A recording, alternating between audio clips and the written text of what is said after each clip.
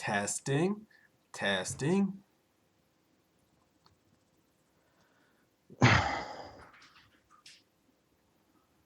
We are live, sir. It worked. We did it. And that was the second time I got crabs. We've been to the top of the mountain. It is good. All right. All right. How the hell's it going, everybody? Can everybody see us? I think there's probably an add-on at the moment. Yeah. That's okay, Jim. Okay. That's okay. I'm going to share this biscuit real fast.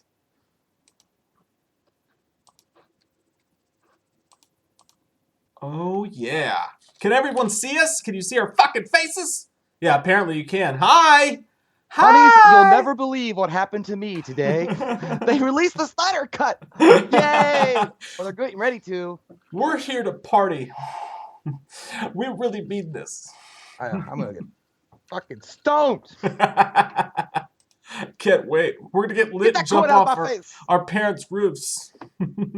What's up, Nick, Wade, Orlando, Guadalupe, Jonathan? It's going so fast. Tommy the Gun, Kevin, Clinton, Jackson Church, Jackson, Candace, April, Alex, Eric, Katie Long, Marco Vinatero, Ashley Pendleton, Todd Thibodeau, Juan, Wade's Movie World, Wade Fox, Emily Regaldo, Chi-Town Horror, Ethan Jen, Blood.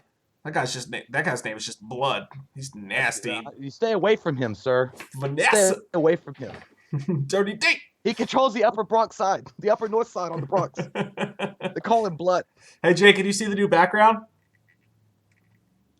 Oh, yeah, that's fucking badass. That's our natural environment. Who says we can't go to the bars and still stay safe? Barbara, thank you so much. Kicking it off, she says, I hope you gentlemen are having a wonderful night. Y'all are, it's going so fast. Y'all are so kind, funny, and amazing. You attractive gentlemen have a wonderful night. Love you. Love you back, Barbara. Thank you very much. Thank you very much. Especially the part about being attractive. I'll take it. I need it. Thank you.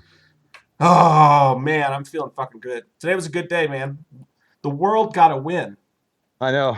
Well, Zack Snyder pretty much explained in a way that only Scarface can. He's like, all I've got is my balls and my wood, and I don't break them for either. I don't break them for nobody. And he didn't. He didn't break his balls for nobody or his word. He gave it to us. He gave it to us. Hey, Jay, but also, scoot that way a little bit. I got you off center. I got you fucked up. Don't you ever fuck me, Tony. Try that way. No, you're frozen on my screen, so I don't know. Is it left or right? Towards your window. Okay.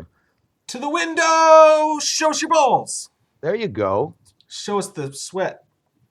Dripping off that. Dripping off your balls. I'm crazy. Oh, let me fix this. There we go. A little bit. How the hell's it going, people? Yeah, we're gonna get in a bar fight. We're gonna get in a bar fight in our little room. I can't wait for it to happen. Oh, I'm going to pull up this thing here real quick while the chat's going. Let everybody trickle in here. All the late pieces of shit. I'm kidding. I don't mean that. I'm always late on my period. Oh, wonderful. Third period. I wasn't being nasty. Whoa. I had to fix that real quick. Make sure we look good. Lonely is the night. Butterscotch Army, thank you so much. I always enjoy that name, Butterscotch Army, because I enjoy butterscotch. She says, love you guys, longtime friend and fan and new Patreon. Hail to thee. Hail to thee. Oh, thank you, and welcome to the show. It feels good. It feels good in and around the hole. Robbie Koziel says, Jay, what's on your hat? That would be the UK symbol for the Wildcats of Kentucky. Yeah, John Calipari's bought and paid 14. One and done's. We love them to death. That's what they said, but it was a lie.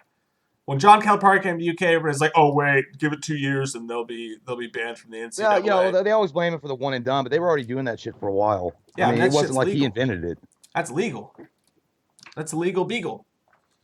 Barbara says, "Y'all know you're attractive. Don't play." I wonder if she's got it in my thighs.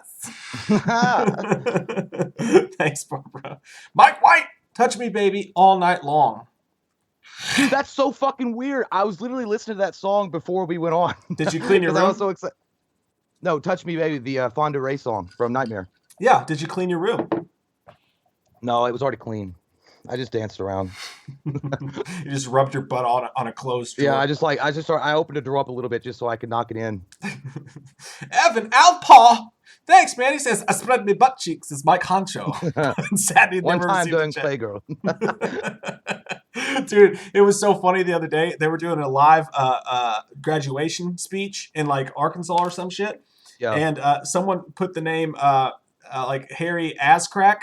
They snuck it in there, and he actually read it. He was like, Harry Ascrack.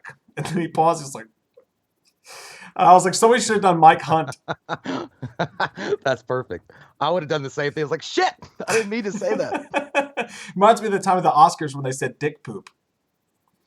Alex Did they say G. dick poop? Yeah, one time they were announcing the Oscars, just like dick poop.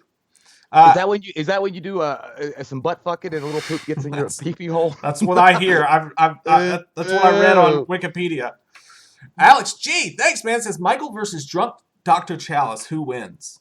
I don't know. Well, you know what? Michael probably wins, but Dr. Chalice, as he's dying, probably tries to fuck him. I was gonna say, Dr. Chalice probably busts one, but Michael kills him in the end. He'd be like that like a dog with that little pink thing coming out and trying to fuck.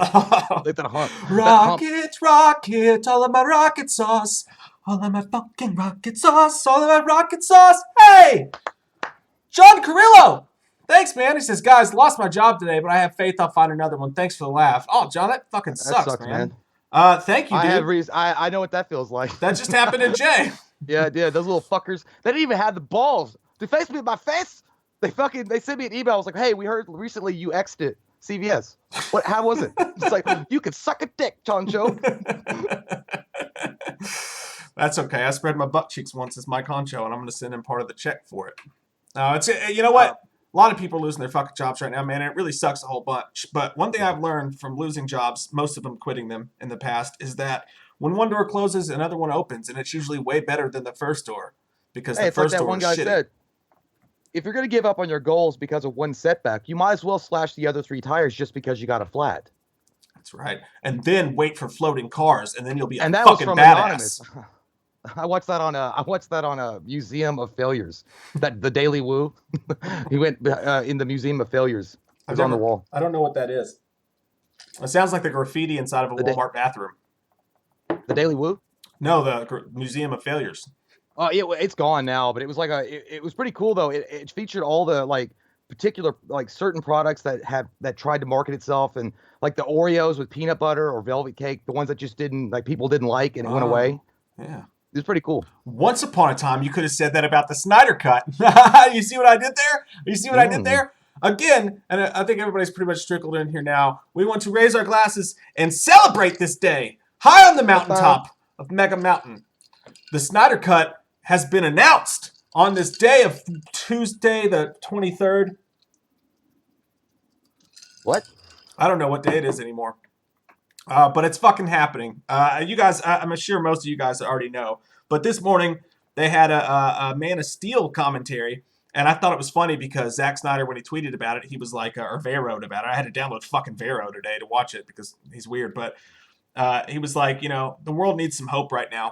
And so we're going to do something fun. We're going to do a Man of Steel commentary. And I thought it was funny that he mentioned that because, like, you and I have talked about this before. Man of Steel is like the ultimate movie to watch when you're feeling down on life. It's just full of goodness and hope, man.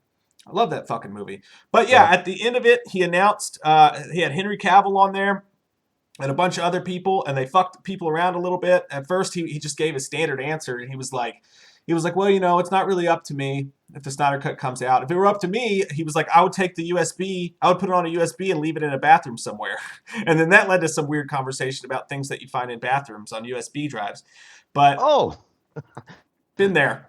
Dude, one time I've seen 8mm. One time we took a trip to a concert in Louisville when we were in high school, and we stopped at a rest station, and on the back of a toilet there were a bunch of Polaroids, and I picked him up, and I shit you not, dude, it was a fat guy, a fat bald guy. It looked like he was straight from the 80s, like an 8mm film from the 80s, and he was wearing a dress and like showing his balls like out of the dress. And there was another one where he's laying by the pool with his leg up and his ball sack was just hanging out, and he was like wearing dresses. That guy was a fucking vice principal of some high school somewhere. Looked like the fucking Green River Killer or some shit. His name was like fucking. He probably went by Bob Bob Uecker. I know Bob Uecker's announcer. Well, it's funny. After I heard the Snyder Cut was like going to actually be happening next year, like I felt like because I just watched it, I felt like goddamn Tony Montana after he kills Frank and he sees the Goodyear and it says the world is yours and that music comes on. I was like, yes. I was like, the world is yours. And then everybody that said that it was impossible and that the fans didn't know what the fuck they talk about were the dude that they took up in the helicopter and dropped off, and he gave Tony the binoculars. He's like, look what happens when you fuck me, Tony. Don't ever fuck me, Tony. Don't you ever fuck me. I thought of like Danielson when he fucking kicks the shit out of the Cobra Kai with the crane kick. He's like, yo, Mr. Miyagi, we did it. And then it's Zack Snyder is Mr. Miyagi. He goes, Yeah, so they announce it, or like right at the end of it, all of a sudden he just goes, Henry Cavill's like, why don't you, I think we should show it now. And he's like, I can't show it now, but I can show you this. And he brought up the graphic that we've all been seeing. And they're not calling it the Snyder Cut, they're calling it Zack Snyder's Justice League, which is pretty neat. Yeah, which is awesome. Like it's badass, dude, because the thing is the movie was already like what 90-something% completed, or I'm sure like it was almost done when Zack Snyder had to step away from what happened to with his son. But daughter, when they chose Joss Whedon, dude, like at first I was kind of excited. I remember we weren't like that, like we were kind of like, oh, it's cool because Joss Whedon knew how to make the Avengers. But dude, their styles were so fucking different. It was so different that when you watch the movie, you could get two different kinds of film. You got a really cool dark startup, and then you got like something where it's like a piece. I don't know. It's like a fucking Walt Disney World kind of attraction. And poor Ben Affleck's like, what the fuck is going on? Like he changed so rapidly, dude. Like you could tell like he was not having fun anymore. No. It's like, well, my teacher said that we're supposed to do this lesson plan, and the substitute teacher comes in, and she's acting like a bitch. What am I supposed to do? Mom and Dad, I'm doing my best in biology. He did. It just felt so awful. It did. Like the whole movie. He looked like he didn't know whether or not he was shooting Glee or True Detective. Like he was just like from scene to scene, it was so bad. And like I know that wasn't Ben Affleck because he was so good in Batman vs Superman, and it was a very clear, very dark, very broken Batman tone. And then they come in with Justice League, and he's like, the sun sucks. And it's nothing like I like not to take anything away from Whedon. I mean, Whedon is an incredible director. Like obviously for what he did with the Avengers, and Age of Ultron's not as good nearly, but the Avengers was such an incredible hit. It just their styles are so different, and what Zack Snyder was building with the DCEU, like it just didn't work. Yeah. And not to mention the fact that it was kind of disrespectful, in my opinion, that they went back and reshot some shit. Like I just feel like that was like pretty much a finger in your butt without you knowing about it. You're like, wait a minute. Yeah, it was a finger in my butt. It was Did you touch my ass? It was Warner Brothers' way of being like, no, we really do want to be like Marvel. We've been telling Zack that we like what he's been doing on the side and act like we support him, but now that we got Josh here, we can do whatever we want to, and we can just be a carbon copy of Marvel, but like with so much genius. And yeah, I think some of the stuff Zack Snyder did with Man of Steel is genius, and some Batman vs Superman stuff too. It's not appreciated when it's out. Just like hopefully we will be one day. It's not appreciated when it's out, but later on down the line. Chris Kattan in House on High Hill, it's like, God damn it! You've got my Zack Snyder cut, so you give it. Let's get some chats here before we get lost in the mail. Let's see here. Simone, thank you, Simone. You're fucking awesome. She says, "Hey guys, love the way the setup looks. Thanks. It feels good. I'm excited about it." It looks like our retirement home.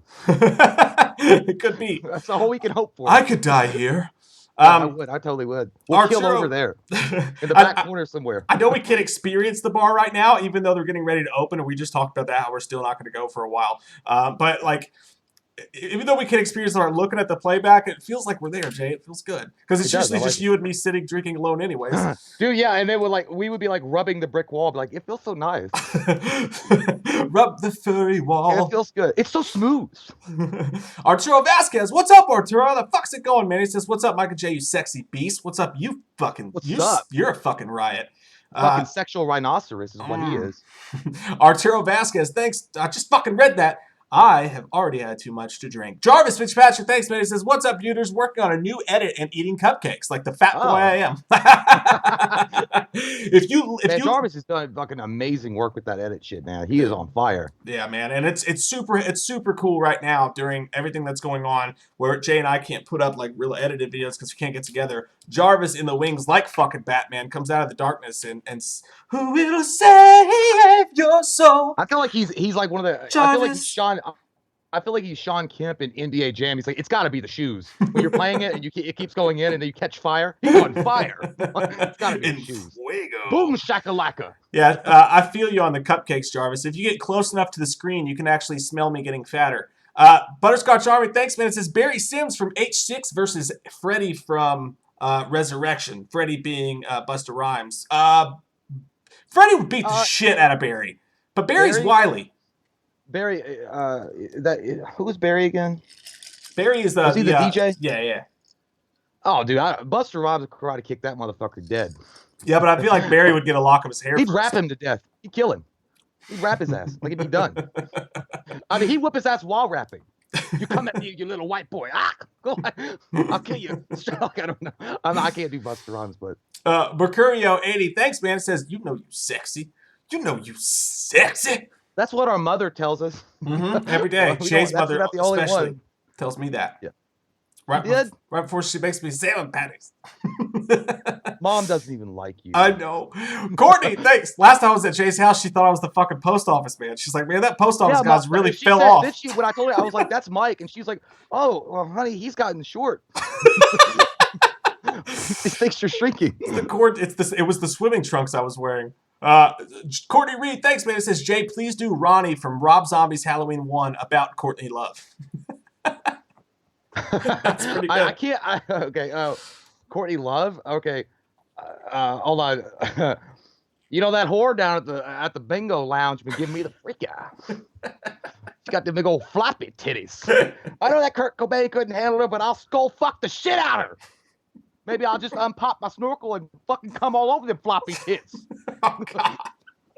Just so anybody knows, that's not coming straight from Jay's mouth. That's literally what he says in Rob Zombie's Halloween because, you know, he's classic. He's walking, that bitch got a nice little dumper on him. Oh, God. Remember when he was taking his coffee and she was like, what'd you say, Ronnie? He's like, you heard me. About your stepdaughter? And then when he's talking about Michelle, he's like, he's probably a queer. He's probably going to grow up, cut his dick and balls off, and name himself Michelle. Dude, I was reading the script for that yesterday, and, like, to his credit, William Forsythe came up a lot of that shit on his own. We always blame Rob Zombie for it. But Sean Ryan, thanks, man. It says, if Michael was in Mortal Kombat, what would be his ultimate finishing move? Also, how is Thor doing these days? Much love, guys. Thank you very much, Sean. Thor's doing better. He likes to get out and like start fights with other dogs. And then just lay down and lick them afterwards. But and they call him Mjolnir from the sky. He hasn't re-sprained his knee yet that we can tell. So another vet appointment coming up soon. Michael's finishing move in Mortal Kombat is no doubt the Bob.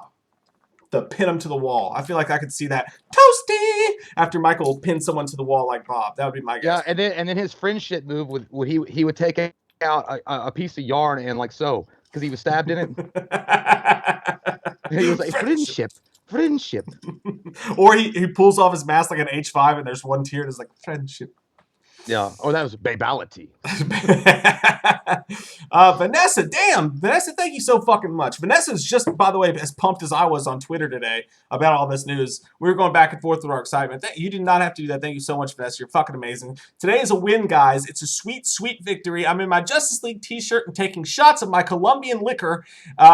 And again, it's because of BVS that I know you both. That's right. I bet you're not alone in that. We were fighting the good fight when it seemed like nobody else was as far as our love for BVS. And I'm so glad that we did because we got awesome fucking people like you around, Vanessa. And man. Enjoy that Colombian. What is Colombian liquor, by the way? Liquor from Colombia. Why, no. Is that just cocaine? Cocaine. Cocaine. I don't know. Yeah, it's not like a whiskey. Yeah. I remember that, dude. Like, it's crazy. Like, for so long, we've defended Batman versus Superman and Man of Steel. Like, you literally get attacked like you're in a fucking water full of piranha if you say you like those movies at all. Like, you're like, are you fucking stupid? You piece of shit! I'll bet you never graduated the 5th grade. I was like, I didn't know you could graduate the 5th grade, but okay. I thought you just went on to the next grade. But yeah, he's like, you get that all the time. But yeah, Vanessa out there and so many of you cool people that love that shit. And now that all of us fans have gotten together with the hashtag release the Snyder Cut, it proves the fact that fans can take over from a studio when they're like adamant about not releasing it and say, fuck you, give it to me. Fuck you, where's the money? Fuck you, where's the money? Fuck you, pay me. Fuck you, pay me. That's how it is. Fuck you, pay me. I knew it was something like that. Remind me, because I want to get to something on that, but I want to get these super chats knocked out real quick before I do. Flavor Dave, thank you. Flavor Dave says, you will find a way better job, Jay. You're an awesome guy, and Mike is an awesome guy, too. You guys are like the NWO, just too sweet. Yeah. Well, I have my eyes on my dick. On a street sweeper and a dick. Both. That's what Mark Wahlberg did in The Fighter. I don't know. I'll do whatever. I don't give a shit. I'll probably wind up going back into somewhere doing pharmacy tech shit. So I don't know. Yeah, you gonna be good. He gonna be good. I can see your shoes over there under the window. You know what? Yeah, I'm gonna take those shoes. I'm gonna go to a construction site and work like Jeff Speakman in The Perfect Weapon and start doing karate. And then I'm gonna get all fucking built, and I'm gonna sit in an empty apartment, like barren of furniture, and listen to "I've Got the Power," and then have to defend the city. You should just do what he did in Cinderella Man, even though it's not the Great Depression. No, just walk up to a construction site and just hang on the fence, and when someone's like, "What are you doing?" Be like, "No work today." Y'all got anything? My hand's all busted up. I can't work, bitch. I'm all busted up here. Yeah, it's fine. It'll be all good. Anybody that lost their job or anything like that because of the layoffs, it'll all bounce back. We'll be all right. Don't worry about it. Goddamn straight we will. Lucy Morningstar, thank you so much. Really appreciate that. Very nice. Very nice. Drew Clayton, thank you. Pretty sure I had a batgasm today for the news. That's when you come, but you also flap your wings. Oh! Oh my God. That's so nasty. I think they call that the goat in Tijuana. God, I'm embarrassing to my parents. Ryan Gillen, thank you. That's because he's probably dead. He'll pop up in the last reel somewhere. Eyes gouged out, fingers cut off. There's a formula. Everybody's a suspect. Hey, listen. Michael Myers is dead. Okay? I don't want to hear about Michael Myers. I'm going to Yosemite. Go to Yosemite, Mom. Call me here. All right, guys. Thank you so much, though. We really do appreciate it. That's what I wanted to get into, though. When you mentioned that, like, fans made this shit happen, to me, that is the fucking best part about the whole thing. And I'm not talking about anybody specific here because, you know, if someone in the media was just like someone who's like, hey, I don't think it's going to happen, you can't blame somebody for being wrong. We were wrong every fucking day of the week about shit. That's not what I'm saying. But there are certain media outlets that decided to pick on people. Who were they, Mike? I won't say it, you whore. Give it to me. Give it to me. Certain media outlets came out there and all, you know, and in every fan movement, there's bad eggs. So let me just get this out of the way right now. Some people, I'm sure, with the hashtag Release the Snyder movement were being vulgar and shitty to people, and that's never okay. Same thing with Ghostbusters and whatever and all that stuff. There's always going to be some people, exceptions to the rule. But for the most part, this was just a bunch of people who really who appreciated something that it wasn't cool to appreciate in Zack Snyder's Man of Steel and in Zack Snyder's Batman vs. Superman. And they really liked what he was doing, and we were all enjoying it. And then when Justice League came out, again, not Josh Whedon's fault, just like you said. He was just hired into a shitty situation. Right. But there was a bunch of media outlets after the movie came out that were just like they're low-hanging fruit. They were picking on fans. They were saying fans are fans, and we work for this website, or we work for that website, or we do whatever, and we're in the media, and we have insider information, and you're all fucking wrong, and you're nerds, and you're dorks, and you're geeks, and you're fans. What the fuck are you? If you're working for one of those companies and you're not a nerd, a geek, or a fan, then you're in the wrong fucking business. So just go do something else. Go do some corporate shit, man. Yeah. That's not what this is about. We have a Subway sandwich. Calm your ass down, you piece of poop. You piece of poop. You dried up piece of poop on the piece of toilet paper that was left outside in the rainstorm. Good. Me don't like to get nasty with it, but let me tell you something. We will get nasty with it if you try to attack friends of me, Claire. Don't you dare. Get a Subway sandwich and enjoy yourself. Now get out my food. But it's just a huge dude, that pisses me off. Man. Like it's the weirdest thing. Like these movie studios or these media outlets or whatever, they wind up like attacking the very thing that makes the film successful. They're the very thing that has supported it over the years to make it successful for some reason because they want a product that is actually good or like worked on really well. And what we wanted, I mean, at least us and Vanessa and the people of the Elk wanted the Zack Snyder cut. Like we wanted the Zack Snyder vision completed. And again, just so everybody's clear, nothing against Marvel and Joss Whedon, but Joss Whedon was just not the right fit for that movie if it's already been filmed. And also, I feel like there was a lot of studio involvement because they're like, oh, Joss Whedon did so well with Avengers. Let's take ideas that he did with Avengers and start injecting shit into this movie. And that's just not going to work. Like, That's like somebody coming in with a snake bite and saying, "Hey, you know what? I've got some Tylenol. I'll just give you that. You'll be okay. Go home. I'll suck it out of your butt. Go ahead and fuck your wife. Go ahead and get it over with. You'll be fine. You got bit by a goddamn rattler. You'll be all right. Don't need medicine." But yeah, it's just so weird, man. And it's the same thing with Star Wars. It's the same thing with Marvel. It's the same. Like, they don't listen to fans anymore, dude. Like, and I think I've always felt like it's getting to a problem now where, like, this is a good example of what we can do. And Sonic the Hedgehog movie was also another good example that the fans have a lot of power in the kind of movie that they want to see.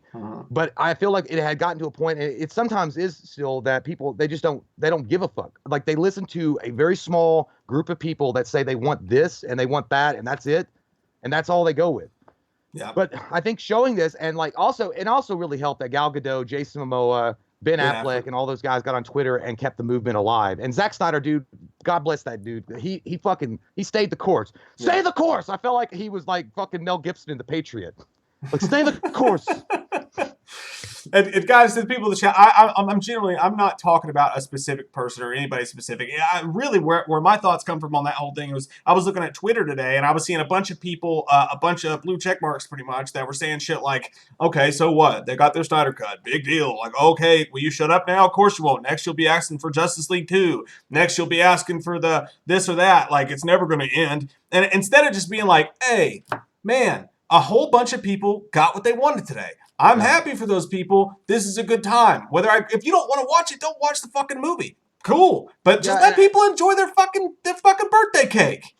That's all I'm saying. I feel like it's fair also to Zack Snyder himself. Like, he worked really hard on that movie, and it wasn't his fault that tragedy struck the way that it did, and he had to walk away from the project. So it should be rewarded. Like, he should be rewarded to come back. You know, I feel like he's in a Men of Honor, or is it A Few Good Men of Honor? He was like, let me finish what I started. I feel like he's Carl Bashir. Like, let him finish. Let him show what he wanted to do. God damn it. Walk the 12 steps. Walk the 12 steps to me in the courtroom. But yeah, I'm really happy for Zack Snyder. I'm really happy for all of us fans. And I'm really excited to see what his actual vision would have been and could have been. Yeah. One of the main things I'm interested in, I think I know that I think he had mentioned something about the black suit and the silver Superman symbol was in the, didn't he say that was in the movie? I believe at one point they did mention it. I'm not 100% sure, but I remember seeing pictures of it and stuff. Yeah. Well, see, here's the thing, and I saw somebody, I don't know if it's on Facebook or something, or just Google in an article, but somebody's like, well, the mouth's still going to be fucked up on Henry Cavill. But I was like, unless he filmed him with the beard, because I think that it won't be. I don't know. Unless they do reshoots, which it shouldn't be, because at this point he's not shooting Mission Impossible anymore, obviously. But that's the thing. Okay, and so that moves us on a little bit past that into the next thing. Like, so how do they do it? Are there going to be reshoots? Whatever. The article I read from Hollywood Reporter says that they're looking at, and this is quoted from outside sources, but they're thinking it's going to cost around $20 to $30 million. And they're going to do to finish the effect. They're going to bring they're going to bring the whole post-production team in, and they're going to solidify and take all of the stuff that's on Zack Snyder's USB drive that he took with him when he left the project, and they're going to touch all that shit up, and they're going to make it up. They are possibly going to invite back actors to add in dialogue, stuff like that. I don't know if they're actually. I don't know if they're going to take Ben Affleck and get him back in the bat suit or anything like that. I think he would do it. I think he would do it. I think, honestly, he would like to finish up the vision that he had with Zack Snyder going forward. But I know that when he walked away from what Joss Whedon did at the end and the final product of Justice League, that he was not happy with that. Yeah. There's no fucking way that he was happy with that. So I think if he had the chance now to go back and film the rest of maybe they like small, like just little audio things or something, he would jump at the chance. Yeah. Like, I think he'd do it. I think he would too. I mean, there was those comments about him saying that he doesn't want to ever touch the Batman thing again. But in light of this, I think he would. And again, you might just need some voice stuff. You could add in voice stuff with other effects and stuff like that that's going on. Now, they did say it's going to release probably in 2020, Zack Snyder said, or 2021, excuse me. But that it's going to release in 2021, and it's either going to be a series like 4 or 6 episodes or something like that, like a small series with episode installments, or it's going to be a 4-hour plus straight movie. I want the 4-hour plus. I want the movie too. I want all of it, and I'm so happy. At this point, I was so fucking ready for this. I was telling my girlfriend I would eat out a fucking dude's butt with a fork with corn nuts. because I wanted it so bad. I mean, like it would be desperate situations, dude. But this has been a long time coming, and I like after you saw Justice League and you left the theater, I felt the same way. Like you left the theater and you like maybe you'd had a car accident and you weren't over the shock yet. And you were like, oh, yeah, you know what? It's good. It's okay. It's okay. The undercarriage is a little fucked up, but I'm all right. And you walk away, and the next morning when you wake up and you go out and look at your car, you're like, oh, my fuck, dude. I wrapped my car around a tree, and I drove home. It's bad, dude. I feel like that's what happened when I left Justice League, and to finally see it completed with the visionary that Zack Snyder is. And I don't want to hear any more about people saying, well, Zack Snyder sucks dick. He's a terrible director. He's not a terrible director. You're a terrible dick sucker. I don't know what you're talking about. He's done some great shit. 300, Dawn of the Dead, the remake was great. He did great with Man of Steel. He did great with Batman versus Superman. You know why people don't like those films? My personal opinion is because they're not the cookie cut fucking formula that Marvel uses for every film they always generate. You said it. And I'm not trying to be an asshole about it. I enjoy the Marvel movies. I love all superhero films. But the fact is, I like Diet Coke and then I like Diet Pepsi on occasion. Yeah. So I want two different fucking choices. You like to pour some Jameson in that bitch sometimes. And that's Zack Snyder. And it pisses me off when you hear people say, well, he fucking sucks. Like, obviously, that's why the movie... No, dude, that's not what it is. It's because there's a lot of studio... Warner Brothers has always been notorious for being interfering with projects. Yeah. Batman Forever, Batman and Robin. Who you want to believe, Joel Schumacher, or if it was studio interference? Over the years, I kind of feel like I sided a little bit more with Joel Schumacher. He said they wanted to sell toys. He said they want to sell fucking toys, and Chris O'Donnell thought it was a big ass joke by Batman and Robin. He's like they were making a cartoon movie, a lot of studio. Anyway, I'm just saying, I wanted to get that off my chest. So, like, stop saying Zack Snyder fucking sucks as a director, dude. He's actually a really, really talented director, and thank God that he's fucking out there. And he believes in his projects so much that he's been doing what he's been doing. Well, goddamn said, sir. Well, goddamn said. And I agree with you, man. I think that, like I've said 100 times, I think that specifically his DC movies are going to be looked at ahead of their time. They came out right when Marvel was in the height of everybody just licking their ass and loving everything that they did. And I was like, peanut butter and money. Is Batman vs. Superman, does it have some story issues? Yes. They're dealing with a huge undertaking in that, and everything's not going to come out perfect. Was the Martha thing a little... Sure. There was imperfeccies in it. That's not a fucking word, but I said it. I don't give a shit.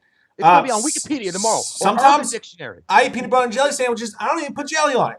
Fucking eat my butt, as you like to say. Rebel right there. But no, and in all seriousness, I think that when we go back, and especially Man of Steel, these movies, I think, are ahead of their time. I think when there's not so much fan expectation, when there's not, like, everybody goes to the theater and they expect a Superman Marvel film, and they walk out pissed because it wasn't what they wanted at the time, I think that 20 fucking years down the line, we're going to look back on Man of Steel and Batman vs. Superman and be like, this is better than watching the 27th fucking, whatever stage 12 of Marvel's in right now. And again, not shitting on Marvel. Avengers Endgame was one of the greatest things I've ever seen in my life. But it's just. But you want they're underrated, and you want to go to the theater and have two different options. When you go and pick Marvel, you know what you're going to get. And I want to go see a darker kind of universe with DC. And it doesn't mean that everything has to be darker. Shazam is a perfect example of them being able to make a lighthearted comedy kind of action superhero film and be good at it, but maintain their identity. And I think they did a good job with Shazam. And I mean, Flash coming out, I think it's going to be the same kind of story. It'll have drama in it because it's the whole idea behind Flashpoint, but. Yeah, it's the thing about Man of Steel, and I never get this, man. People were saying, well, they got pissed off because Kal-El or Clark kills somebody. He kills Zod. He had no fucking choice. It was very emotionally wrecking for him, and he was put in either saving the family or killing Zod. And I felt like that was something that was significant to him emotionally. And he also had just began. And they're like, what about all the mass destruction? And he was, again, just beginning. I feel like that character itself, Superman, is extremely hard, like a woodpecker's dick, to fucking bring to a 21st century audience. Like, how do you reintroduce him? How do you make him relatable? How do you get to the point where people are like, you know what? I can see myself in that guy. He's an outsider. He's lost in the world. He doesn't know where he fits in. And I feel like most people get that. And they did an incredible job. Zack Snyder did an incredible job showing that. And then people were like, well, he's not Christopher Reeve. He don't have his underwear on the outside of his pants. We already got that. We already got that. And that's my point. Superman Returns was directed by Bryan Singer. They got Brandon Routh, who looked identical to Christopher Reeve pretty much. And people shit on it because they said it was too fucking boring. Yep. That nobody cared anymore. And plus, you got the subplot of the fucking Superman having a kid with Lois Lane. If this kid gets a suntan, he'll kick right through a fallopian tube. The difference with Man of Steel is that you have to look a little bit closer to find the themes of hope. They're not just going, this man is a symbol of hope. And it's like you have to look at it. The music cues, like the dum dum, like the little things going on between him and his dad, between him realizing that people just aren't that good in general, and him realizing that even though he gets mad and he's an alien here on this earth and he's unlike any other people, him dad says he do real good schoolwork, but saying that the people falling into the sun kill him learning how to fly for the first, like all that shit was just so good. And we can go on, but we'd make a 17-hour stream about Man of Steel. But the fact. The emotional part of that movie is really what sells it to me. The action is amazing and everything like that, but it's grounded in emotion. And I think that's what sells the idea behind Man of Steel to me anyway. And I think that's what makes him so beloved. And Henry Cavill has been fucked around by Warner Brothers and everybody else for so long. Like, that dude was the 21st century Superman that was needed. Like, he was perfect, dude. And I don't think you would have got anybody better. Christopher Reeve is a legend. He always will be a legend. And he did that shit like nobody's business. And he likes pink very much, Lewis. But you got to move on, and I think again, Henry Cavill was the perfect build. It was a perfect storm of a movie. Zack Snyder was a great director for that film. It had the perfect tone in it, and it also had hope at the center of it. And Michael Shannon was a great Zod. I would find him. Yeah, maybe not the bangs. Great. The bangs haircut aside, he was a great Zod. Either way, I still liked it. But either way. Mercurio80, thank you, man, says, I love BVS and I'll fight anybody over it. Same, dude. Same. I fucking love that movie, man. I watched it probably 4 times in the movie theaters. And again, I don't think it's perfect. I think it has some issues, but I think some things could have been explained or laid out a little bit better, a little bit clearer, but I still loved it. I love seeing Ben Affleck as such a dark, broken man. Like, that was so fucking interesting to me to see Batman. Like, he didn't go, I have to tell, like, he told the origin story in a way, just with his parents dying, just to give you a little glimpse into it. But he didn't have to go from step 1 and Amazing Spider-Man, the whole fucking thing, and take you by the hand and lead you along. He told an origin story, and he did it in an artful way in the opening credits with that badass music that was coming on and Mother's Pearls. The way that all that stuff was done. I think he threw you into the middle of a Batman, or the late end of a Batman's career, and you saw a grizzled, broken, alcoholic Batman. I can relate to that today. who doesn't trust Superman. I thought it was a fantastic fucking movie. It just wasn't what people expected. When he was pulling that chain in BVS, like, I'd never seen a Men's Health Fitness magazine cover come to life. It just looked like a Men's Health Fitness magazine. And he was built and jacked as fuck. Like, I think Henry Cavill said he was bigger than him. And his butt crack in the shower. Dude, it's perfect. Listen, like, that's the difference, is I think Zack Snyder, for me and you, like, we're happy to go to the theater and be delivered an experience that we didn't expect. We're happy to go to the theater and be surprised a little bit. What Marvel does, and they do it amazingly, but they give people exactly what they expect. Marvel has a way of tapping into people's minds, and when they go to the movie, they know, I want these Easter eggs, I want this tie-in to the next movie, I want this comedy right here, I want this perfect simulated experience. It's like, let's have sex on Tuesday, honey, and we'll get the new Starbucks sampler album featuring Shantae. Sounds wonderful. Let's plan it out. It sounds like a busy Tuesday. But sometimes, sometimes you just want to be picked up and put on a counter and had sex with. And that's sometimes, to me, what Zack Snyder's universe does. They don't give you what they expect. They give you a little bit something darker, a little bit more raw. Yeah, that's why I feel like the Marvel universe is pretty much like getting a soda, like just getting Coke and drinking it. Like, that's good. It's classic formula. It gets me going, and it's got a good taste. That's what Marvel is. But then they're like, hey, try some DC. And it's fucking like Liquid Schwartz from fucking like Spaceballs. He's like, Liquid Schwartz. He's like, they've gone to plaid. I'm not saying it's better. I'm just saying it's a lot more energetic, and there's a lot more darkness in it that I don't know. I feel like the debate between Marvel versus DC is kind of stupid anyway, because they both are great. They have both. Well, actually, DC to me have the 2 greatest superheroes of all time. And I would fucking argue with that to the end of the day. Superman and Batman are the greatest superheroes of all time, without a doubt. I mean, they're the most recognizable. They're the most iconic. Spider-Man is up there with Marvel, but it's Batman and Superman. But Marvel and DC versus each other, I always feel like it's so stupid, dude. It's like they're both great companies. I feel like DC is a little bit behind on getting like somebody in control of the reins and saying this is where we need to go. But I think that what they're going to do, and I think they're smart about doing it, is maybe not doing the tightly connected universes like they were trying to do, like what Marvel did, and the more loosely adapted kind of universes like with Joker and now with the Batman. I think they're going to start going that route, which I'm okay with, unless they're going to do a bouncing off point from the Flashpoint, which also a lot of people have said they're going to do, and like restart the whole universe. I don't know. I mean, I think it's a bad idea. I think the Flashpoint thing's a terrible idea. I think, again, and we talked about this before, go away from what Marvel's doing with the established universe and everything ties together and all that shit like that. Which, in a way, going into the future, the Snyder Cut can be the ultimate, most respectful funeral for DC's original idea that there could be. I don't think... I know a lot of people think they want to tie it together and they say maybe if it's good enough and people love the Snyder Cut enough, maybe then there's a chance we'll get a Justice League 2 and we'll get people back in the roles and all that. I would love it if it happened. I think my just opinion, if you think it could happen, cool. My opinion is I think that's impossible. I think we're far too gone for that. I don't think it'll ever happen. But I feel just bad that Zack Snyder didn't get to complete his vision. Like I do too. I totally do. And I would love to see it happen. But I just think that this could be a really respectful funeral for that rather than have it like just fizzle out the way it did when Justice League came out.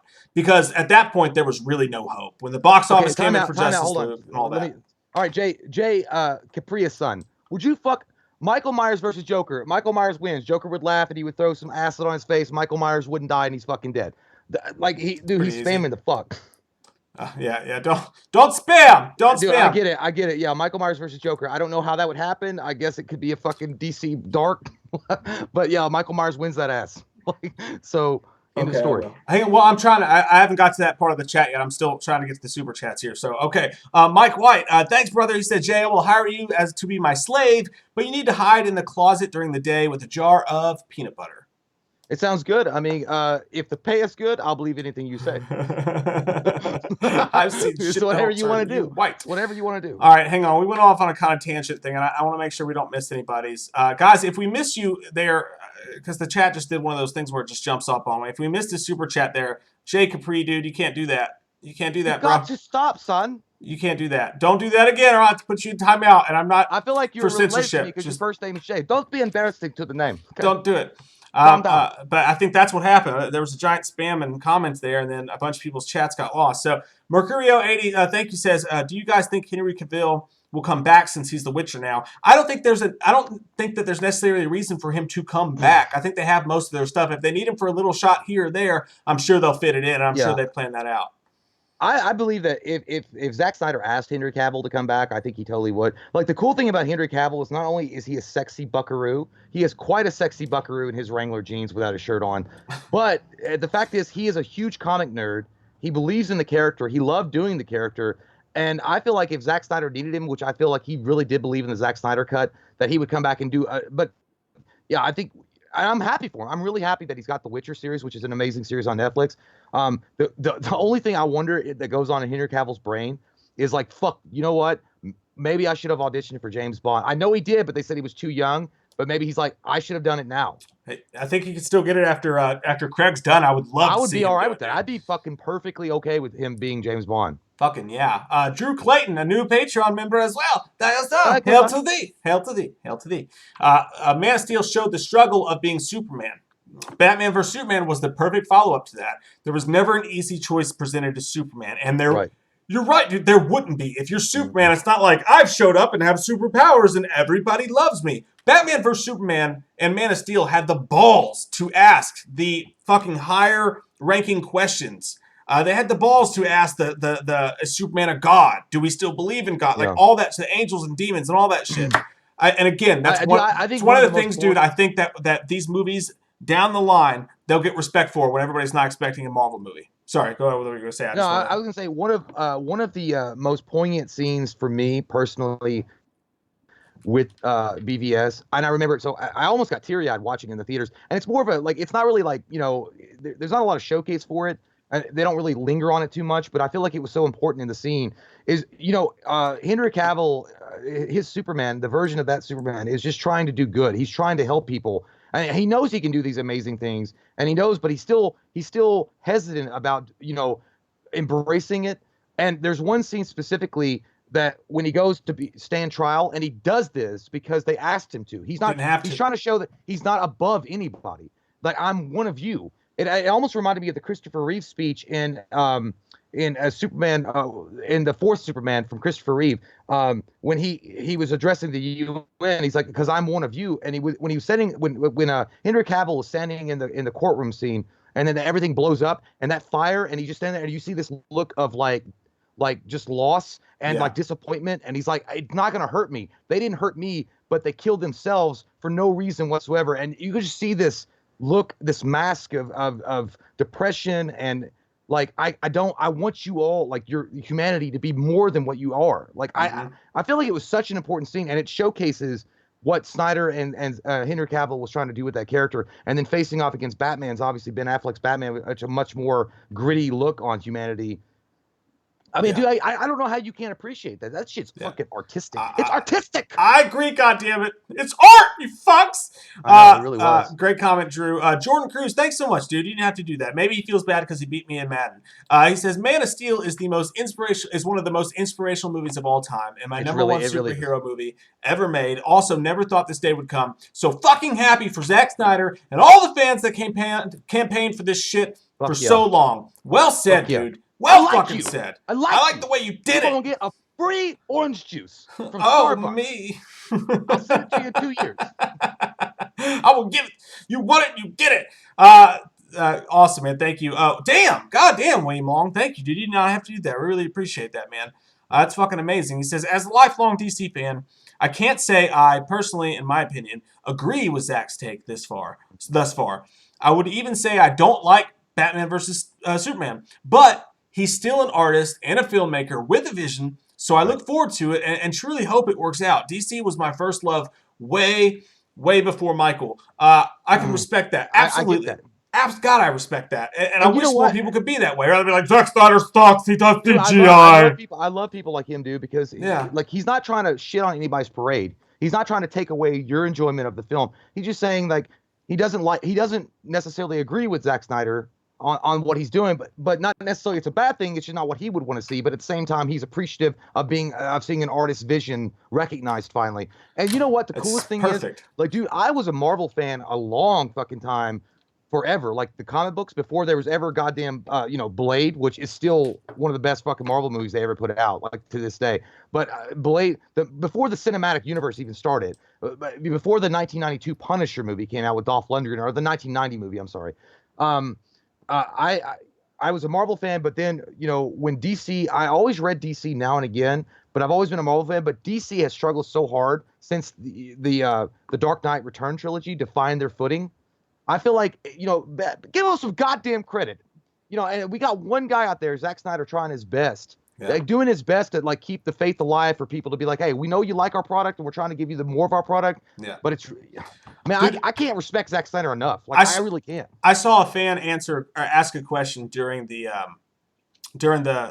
commentary he was doing today, and they were like, it was a good question. They're like, were there any other Easter eggs you thought about putting in and you just didn't put in? And he was like, literally, I probably would have to write. He's like, I had so many things planned out for Man of Steel. He was like, I'd probably have to, and maybe I'll do that. He was like, I'll have to make an entire book based on just the Easter eggs, where they are, where I thought of, the things I tied in to Superman's history. The guy loves Superman, and he loves the Justice League, and he loves these things, and he spent years and years of his life trying to give his best vision to this.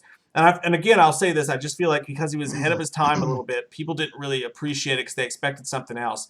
But I think that was the perfect comment, William Long, because, like, all you have to do is say, I don't like his vision of it. It wasn't what I wanted, like so many people felt. But instead of just being like, he sucks, he should be fired, fuck this guy, all that.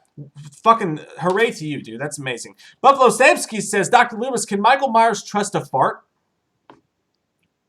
Michael Myers poops his pants. What do you think? No. He can't trust shit because he shits. If Michael Myers farts silently but deadly, trust me, it's deadly. It runs right down his leg, and he still kills you. And not only do you die with death in your nostrils, but poop as well. Then, no. Don't trust it. Don't you ever trust the fart. Don't you ever trust it, Tony.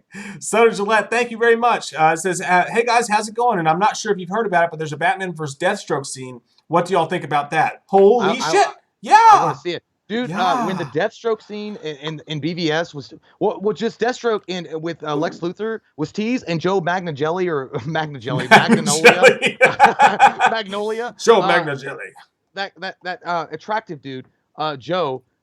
When I saw him as Deathstroke, dude, I was like, but then I was thinking, I was like, dude, he probably rocked the shit out of that, and I'm really interested to see that. And I've always wanted to see a Batman versus Deathstroke movie. Yeah. And then maybe have the Black Mask in it, controlling, the crime syndicate while he hires Deathstroke to go after Batman.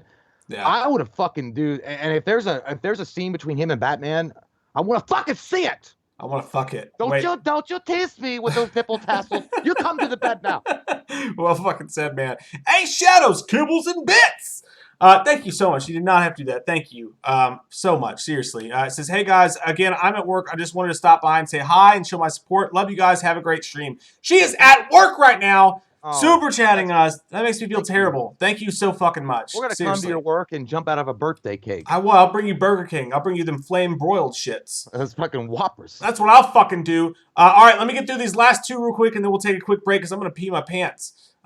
Definitely going to pee my pants tonight. I got to go bad. Sean Davis, thanks a lot, brother. Really appreciate that. It says, hey, peeps, I'm not wearing hockey pants or pants, probably. The gods have heard my prayers. Now DC shall take its rightful place in the pantheon of the comic book movie. Hope Cavill and Affleck come back. I'd let both of them touch me if they did, and they would love to touch you because I've touched you, and it feels good. Sean he's got such a great speech. I feel like it should belong in a Greek novel.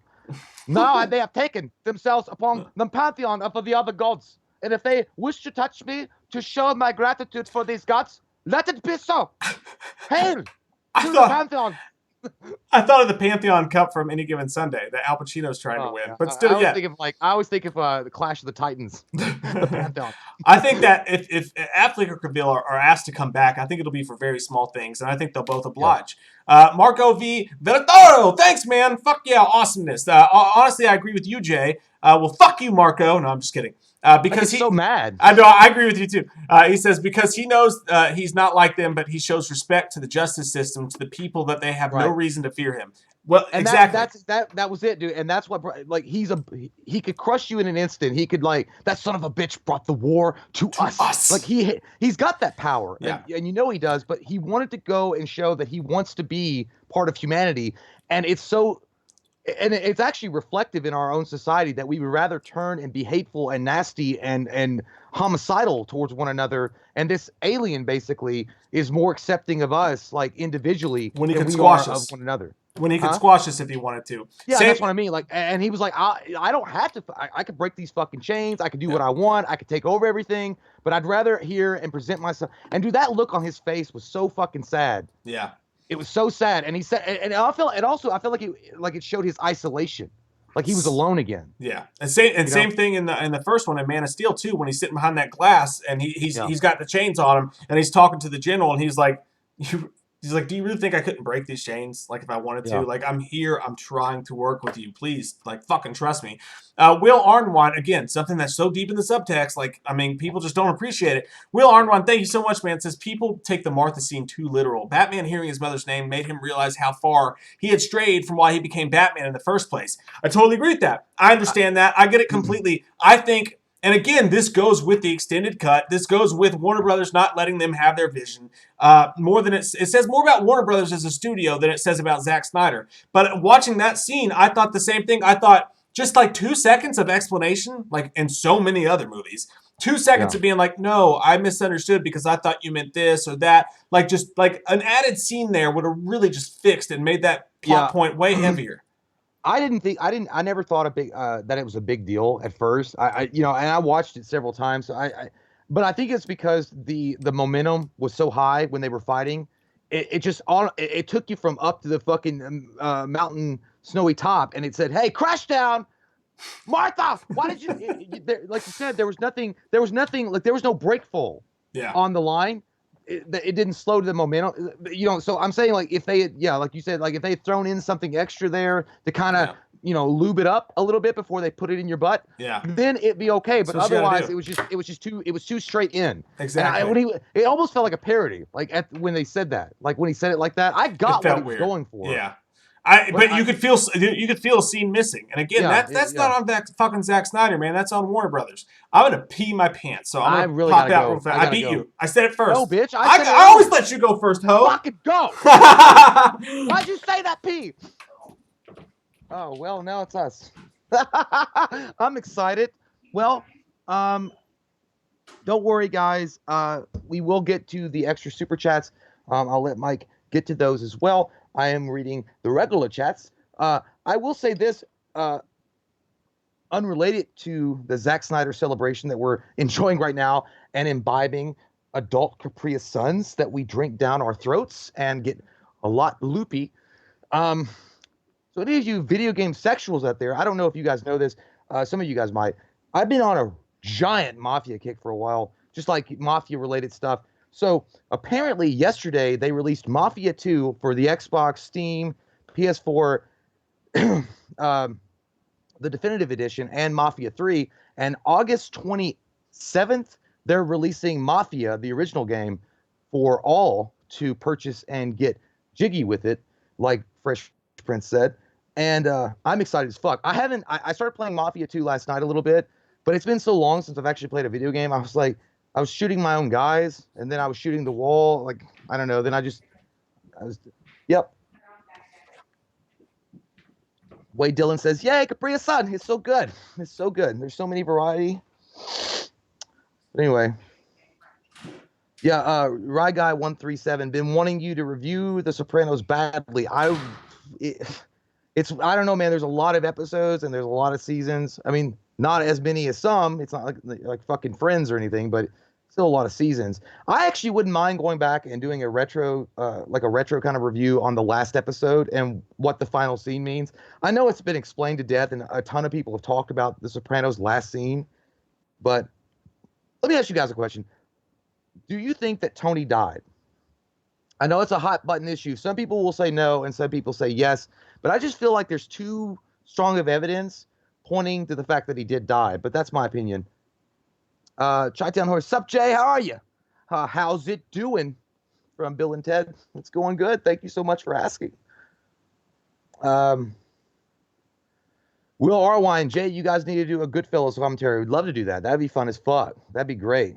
I wouldn't mind doing that at all.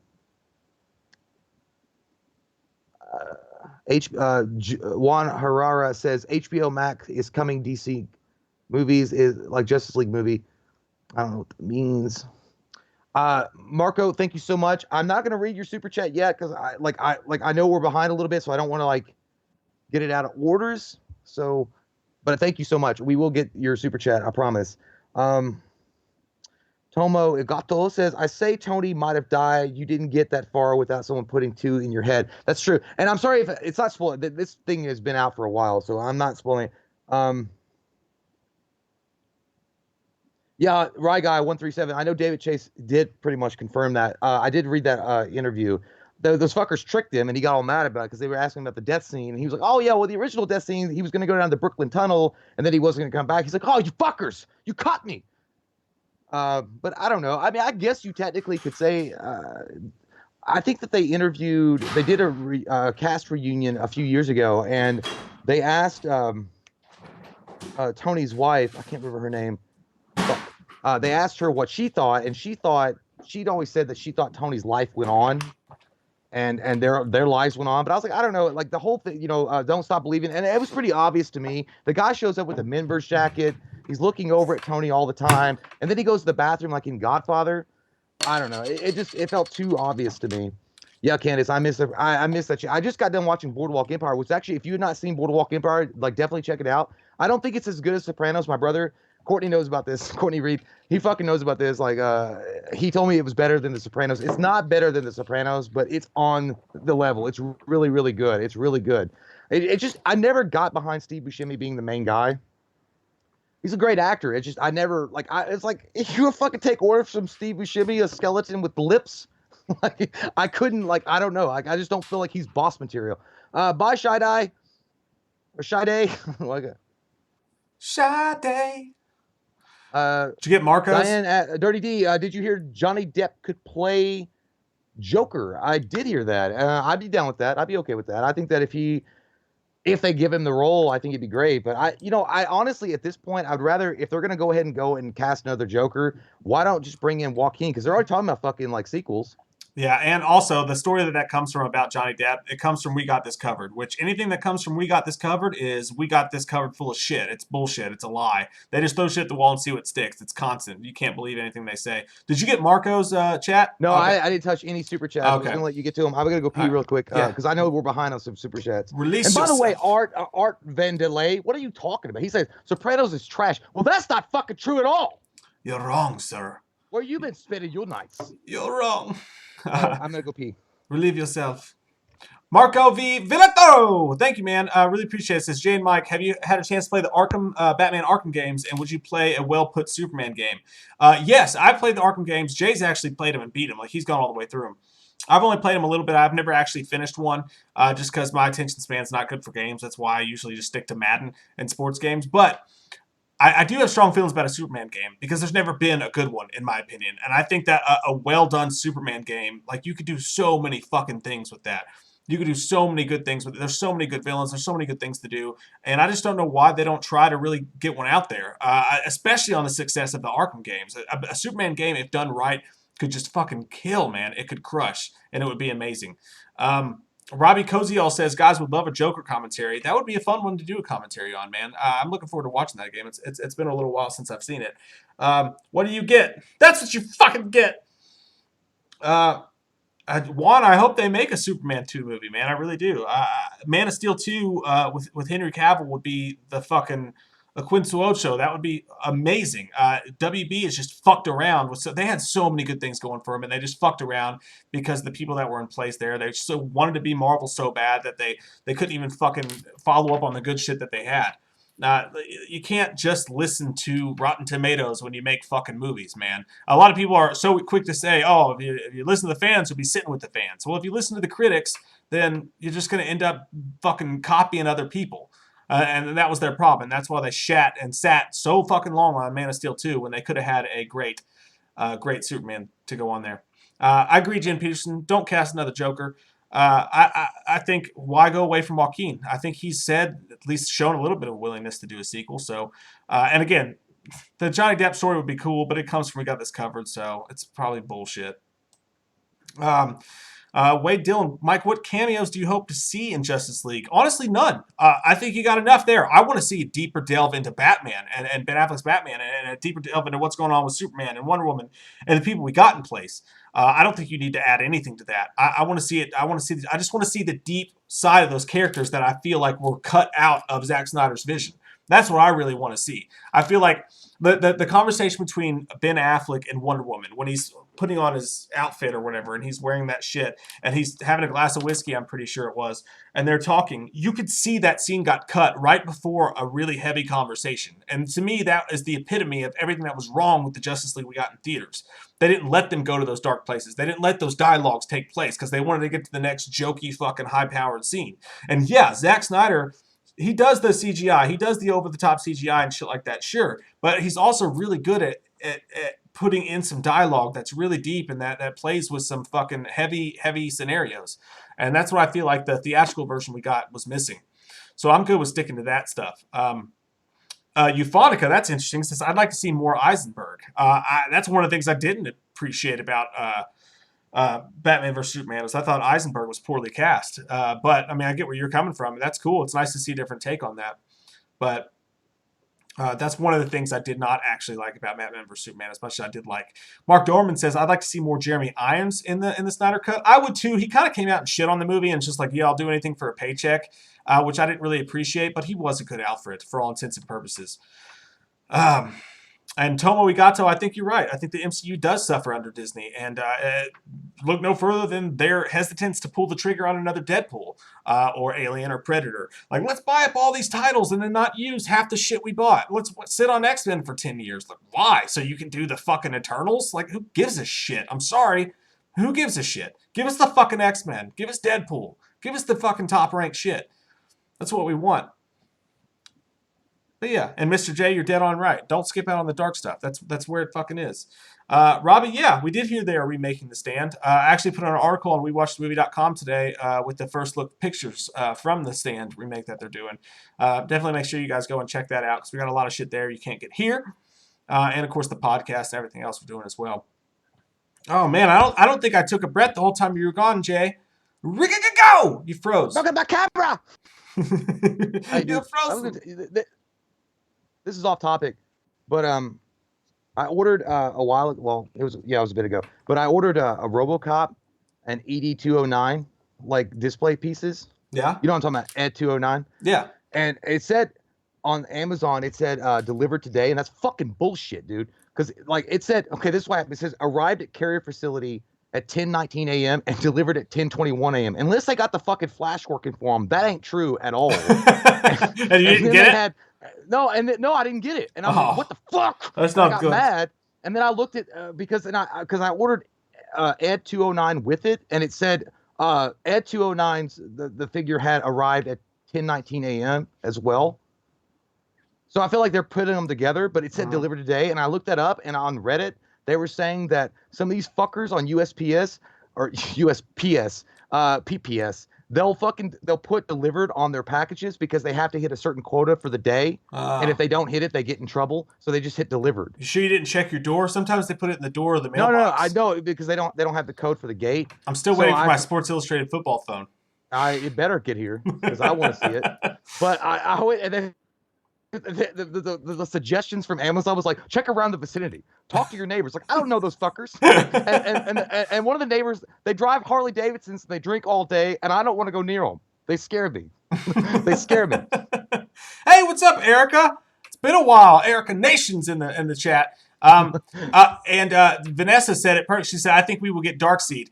So going a little bit deeper into the actual news that happened that we haven't actually talked about yet that I wanted to mention was, again, they're going to do, we talked about this, they're going to do one of two things. They're going to do either an episodic thing on HBO Max, which will come out. HBO Max, is, by the way, is available in 1 week, but this will be available in 2021. But they did say that that Darkseid, in the Hollywood Reporter article they did after the news came out, they said including Darkseid. So there was some stuff filmed of Darkseid that's going to be in the thing. Am I saying Darkseid right? Is it Darkseid? Darkseid. I always fuck it up, but that's how I read it. So in the comics, I read Darkseid. It felt that way. Yeah, that'd be awesome, dude. And I know that a lot of people were pissed off the fact that I know that Zack Snyder had worked Darkseid in quite a bit in his version, and they kind of cut him out for Steppenwolf, and they also made Steppenwolf. I got to be honest, like kind of a pussy pole. Everybody whipped that shit in the neighborhood. Like I feel like they could have like made him a lot more deadlier. And I mean, Superman came in and bitch slapped him around like he owed him money since 1997. Like it was over in a second. And he's supposed to be a badass motherfucker. Now I'm not saying that wasn't in the Snyder script. I feel like it's not. But Darkseid was supposed to be the looming presence like Thanos. Like he was fucking like the guy. And dude, honestly, and I gotta be honest with you guys. And this is a hot debate. Darkseid versus Thanos. And dude, I tell you what, based on some of the simulations on comic book battles and shit like that, Darkseid whoops his ass every fucking time. Yeah. Because Darkseid, like I swear to God, it's a great battle. And I got the old school. Remember that DC versus Marvel comic book back in the day? Yeah.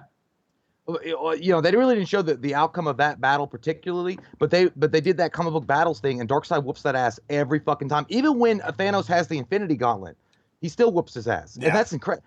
I don't know. Darkseid would have been amazing to see, and I hope we get to see him, dude. I really do. I put it both up there with like Onslaught, you know, with X-Men and like all the crazy shit that happens. Like one of those big events, like they're big event villains, and you know, I get that you got to build up to them, so you got to use Steppenwolves and what like that to get to them. But I think again, like I said, if this is gonna be in a sense an appropriate funeral for the Justice League movies that we were supposed to get in the Zack Snyder cut.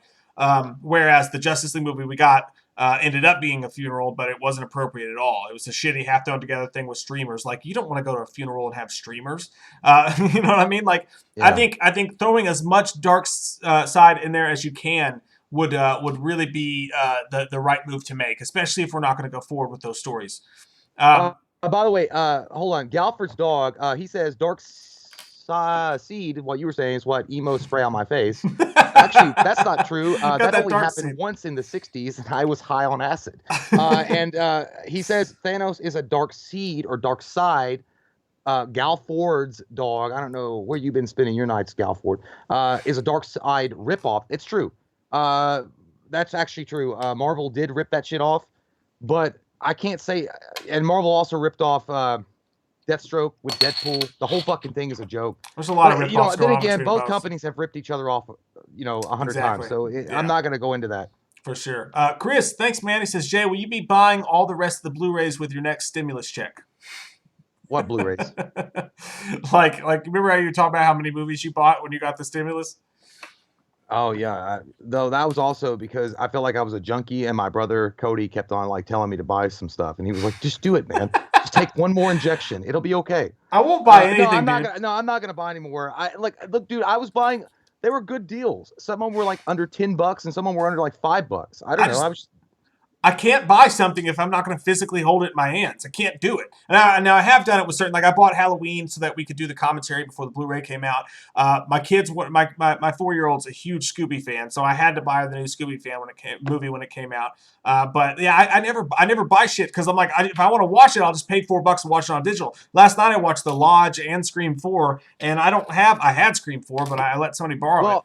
The thing is, some of those movies I bought though were the ones that I would watch over and over again anyway. Right. So I'm not going to re-rent them over and over again and wind up, getting the. I stopped buying Blu-rays when 4K came out. I was like, I can't do it, guys. I spent so much going to the Blu-ray thing. Now that you're doing it to me again, I can't handle it in my hole. And now, motherfucker, if you ain't got an AK, get your ass off that government cheese and get yourself an AK. I don't even know what the fucking difference is. I got a 4K TV, and I swear to God, I don't even notice. I'm looking at this shit. I'm like, where the fuck is the difference? Is it supposed to come out of the screen and bite my booty hole? Because I'm not seeing it. I'm just happy to watch the movie. Like, I'll watch shit on DVD. I don't give a shit. Will Arnwan, thanks, man. He says, I've heard the unused sequels Snyder had planned out were used for the new Justice League Apocalypse War cartoon. That was badass. Check that out. Yeah, and well said, dude, because DC Animated, for as much as you want to put Marvel against DC, DC Animated has fucking owned the animated universe when it comes to animated films. Their fucking animated films are so much better than Marvel's animated films. It's not even close. You want to talk about universes? Oh my God, they've got several. It's amazing. The only exceptions that Marvel has done is is Spider-Man. Was it Dimensions or whatever? That was incredible. That was a really well done animated film, and I like the theatrical that Marvel one. did. Yeah, the theatrical one. Spider-Man, what was it, Dimensions? I don't remember the. I don't know. I've watched it a billion times. I can't think it was an amazing movie. And then they did the Ultimates, which was actually a really well done, darker kind of take on the Avengers, which is pretty much what the Avengers movies are based on. But yeah, dude, DC animated is where it's at, except for that fucking Doom movie. I fucking hated that movie. That movie sucked balls. By the way, I want to point out really quick, Courtney Reed. We were talking earlier. I asked the gang what they thought about the ending of The Sopranos, and Courtney did come back because I said, do you think that Tony died or he didn't die? And Courtney says the screen went black in the last episode. The viewer died. In the previous episodes, Bobby Bakula says when you go, you don't hear it, which I did hear that theory, which is fucked up. They were sitting in the boat when he said that. Yeah, and that the viewer, like you watching it, David Chase made it to where the viewer itself, it dies. He died. Like, so you get popped in the fucking head. He died. Which I thought that was fucking brilliant, dude. That's insane. It felt a little bit like a cop-out, but at the same time, it was really well done. Like, no matter what they did there, nobody was going to be happy. It would have sucked to just see Tony die and then his family be sad. Like, I'm a shitty ending, so I thought it was really good. And speaking of endings, and speaking of a lot of people in the chat, since I mentioned I was talking about The Lodge, yeah, you guys are right. It is. I was just telling Jay before we went live tonight that he's got to watch it. I can't say anything about The Lodge because anything I say gives a hint to what happens in the movie. I want to talk about the ending of it and how I felt when I walked away from it, but I can't because I want. Go ahead and tell me. No, I can't. I can't do it. No, Mike did me a favor because I asked him, was there any herky-jerky fucking bitches walking around or some ghost shit? It's not like I'm not interested. I don't want some jump scares. It's very no, it's not. It's very psychological. And look, dude, if you look the fucking movie up on Wikipedia before you watch it and you read the plot, you're not going to like the movie. You got to go in blind. You know so well, child. Fucking so well. Bastard. You can't do that. You got to watch the movie, go in blind and watch it. Because you know what I'll do? I'm gonna do my classically my classic approach to horror movies at home. Mute, subtitle, watch that shit. That's fine. And honestly, very many parts of the movie are not actually scary, but it's when you get to the end, trying to figure out what the fuck is going on is where it all is. You're like, is this happening or is this happening? Does it it's make a you very grossed out though. No, there's no gross outs. It's just very uncomfortable. I feel I've walked away, and I actually I needed to watch. I watched like 3 episodes of The Office before I went to sleep because I didn't want to go to sleep with that. Does it make you feel like you peed in the girl's bathroom at a bar? Definitely. Like you know you shouldn't be in there. Yeah. And you have to do it anyway. Yeah. And then you have to sneak out. Okay. Yeah. It actually, where we were going. It made me feel like I broke into a church and peed in a pew when I was drunk, but I was asleep, and I don't know if it happened or not. That's exactly how the lodge makes you feel. That's the perfect explanation. But definitely check it out. It was really good. I thought it was good. Pissed me off. Fucking pissed me off, but I thought it was good. Drew Clayton says Into the Spider-Verse. That's what it's called. Into the Spider-Verse. Yeah, that's it. But that was actually made by Sony, not Marvel. So still, yeah, exactly. Well, they had that's true. Sony did do it. I didn't think about that at all. Mike White, thanks, Mike. He says, this one's for Katie Holtz and April Cox for letting these two goofballs entertain us, and I love it. With you two wouldn't be this possible. With you wouldn't be possible on your... If you were possible... I feel like you're a student at Hooked on Phonics right now. I like... Like, keep saying it. Just a cheetah! Just a cheetah! I am a sex machine. Over the fence. They're great. We pay them off in drug money. Mm-hmm. That's what happens. Yep. That's exactly how it's done. That's how you get ladies, guys. Flavor Dave says Tony Soprano is dead, Jay. I think you agree Michael with that. Myers is dead, Tony. Look, I'm not saying I don't believe that. I personally believe that Tony is dead. I'm just saying there was a lot of speculation, and I did see somebody earlier in the chat say that David Chase pretty much all but confirmed that he was dead. I'm just saying I feel like it's cool, like the ending that he gave us, because there's so much speculation about it, and even to this day, there's still speculation about it. Yeah, James is going into the basement because the tornado's in the area. He's got to go. James, stay safe, man. Hey, man. Hope you have a good, not a good one. But those are fucking. Be careful. Have a good one. I was like, have a good one. Unless Devin Sawall's down there to take care of you in Night of the Twisters, just don't you get comfortable. Just scream Devin's name. He'll save you every time. No, seriously, hey, man, stay safe, by the way, man. Make sure you have a good belt on so you can like tie it to the fucking thing. Yeah, just yeah. The pipe in the ground. When it's over, when the whole thing's over, and God forbid you're home and everything's okay. When it's over, but when it's over, just when your wife's like, hey, I think it passed by. Should we just go upstairs now and eat our macaroni and cheese? Just stand up and get in her face and be like, is that what you think it did, Joe? You got to do it. You got to do it once. You got to do it once. Go outside and pick up the dirt and like let it play in the wind and be like, it's going east. He's like, that son of a bitch stole my design. Stole my design, you son of a bitch. God, I love Twister. And Night of the Twisters, by the way, guys, if you've never seen Night of the Twisters, you got to watch it. I was telling Cody about that. My brother Cody, he didn't remember it. What? We watched that together. I swear on my life, dude. I was texting him. I was like, hey, man, I went on Amazon. I was trying to find Night of the Twisters to buy. And then, like, it said video unavailable. And he's like, I don't even know what the fuck that is. It's like, you don't know what shit is. I was like, dude, it's Night of the Twisters. I know you watched it. Because they would show that shit in fucking school. They would show it in school. I was like, he's like, I don't know, man. I have to watch it again. I was like, dude, it's got Devin Sawa in it. It's got Devin Sawa. Honest to God, like, it's not great, but it's an underrated tornado movie. When you look at tornado movies, I mean, obviously, Twisters is the superior, but Night of the Twisters is fun. Yeah, it's still fun. I love it, man. And that tornado movie, Into the Storm or whatever, that came out a couple years ago, not too bad either. We love tornado movies, guys. It surprised me Cody hasn't seen that, dude, because when we were kids, we used to have that VHS tape, like Tornadoes Gone Wild or whatever. I never watched that, yeah, we would pop that shit in the summertime. We were inside between like Goosebumps movies, Nightmare on Elm Street and shit. Hot time, summer in the city. Some of them damn women look so pretty. By the way, 25-year anniversary of Die Hard with a Vengeance. Can you believe that? How fucking old are we? Holy shit. Old as fuck, I suppose. Zeus, motherfucker. Yeah. Die Hard with a Vengeance?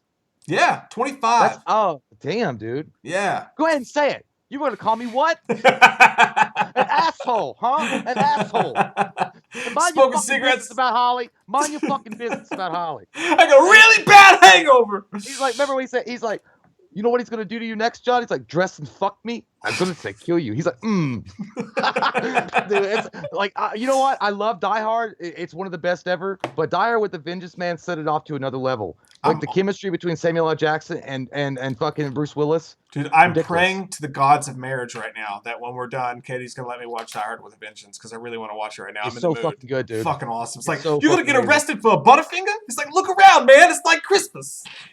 I just love that part when he said, "You want to call me?" And he says what I'm not gonna say it, but and he's like, "I was gonna call." He's like, "What?" And he's like, "I was gonna call you an asshole, huh?" And you can see Samuel L. Jackson. He went. He got pissed, and he was like, "Hey, fuckhead! Yeah, you fuckhead!" He's like, "Hey, you got a Tylenol? I've had a headache all goddamn day long." He's like, "Hey, you lucky day." He's like, "Asshole really did have a Tylenol." Not as golden Fort Knox. I also like when he's out there in the street wearing that sign, and those guys came up to him. So he starts acting. He's like, "I just tell him I escaped from Bellevue." Bellevue. He's like, he cracks the bottle. He's like, "I had a really bad day, a really bad fucking day." He's like smoking cigarettes and watching Captain Kangaroo. Dude, I swear to God, I've always felt like Samuel L. Jackson walking up to Bruce Willis in that one scene when he's standing on the corner of Harlem with that sign that says "I hate," and he's like standing up there, and he was like, he's like, "You all right, sir? You having a good day?" I feel like that's you talking to me if I'm fucking drunk at a bar, and like you gotta stop. You're singing Barky Bark and the Funky Bunch of karaoke, and it's terrible. Stop. I was like, feel it. God, I love that movie so much. Jordan Douglas, thanks, man. Says $7 super chat. Wham! Stimulator payment. You both get about $3.50 each. Thanks, man. Get about $3.50. I like it. $3.50. Pinky gotta go. Pink. I'll take it. I'll call Lucky Luciano off your fucking case. All right. Put down the gun, Karen. Karen, I love you. I'm so glad you guys are awesome. Thank you guys for sticking with us for so long. I know that we're not talking about, but we pretty much covered the Zack Snyder thing. I mean, it's just really awesome, and we're really happy that it's going to be coming out. It's going to be coming out next year, which is kind of shitty, but at least it's going to be happening. Yeah. The only question the only question like I had though was I know we already kind of discussed it, but I wonder how much percentage is left for him to complete. You know what I mean?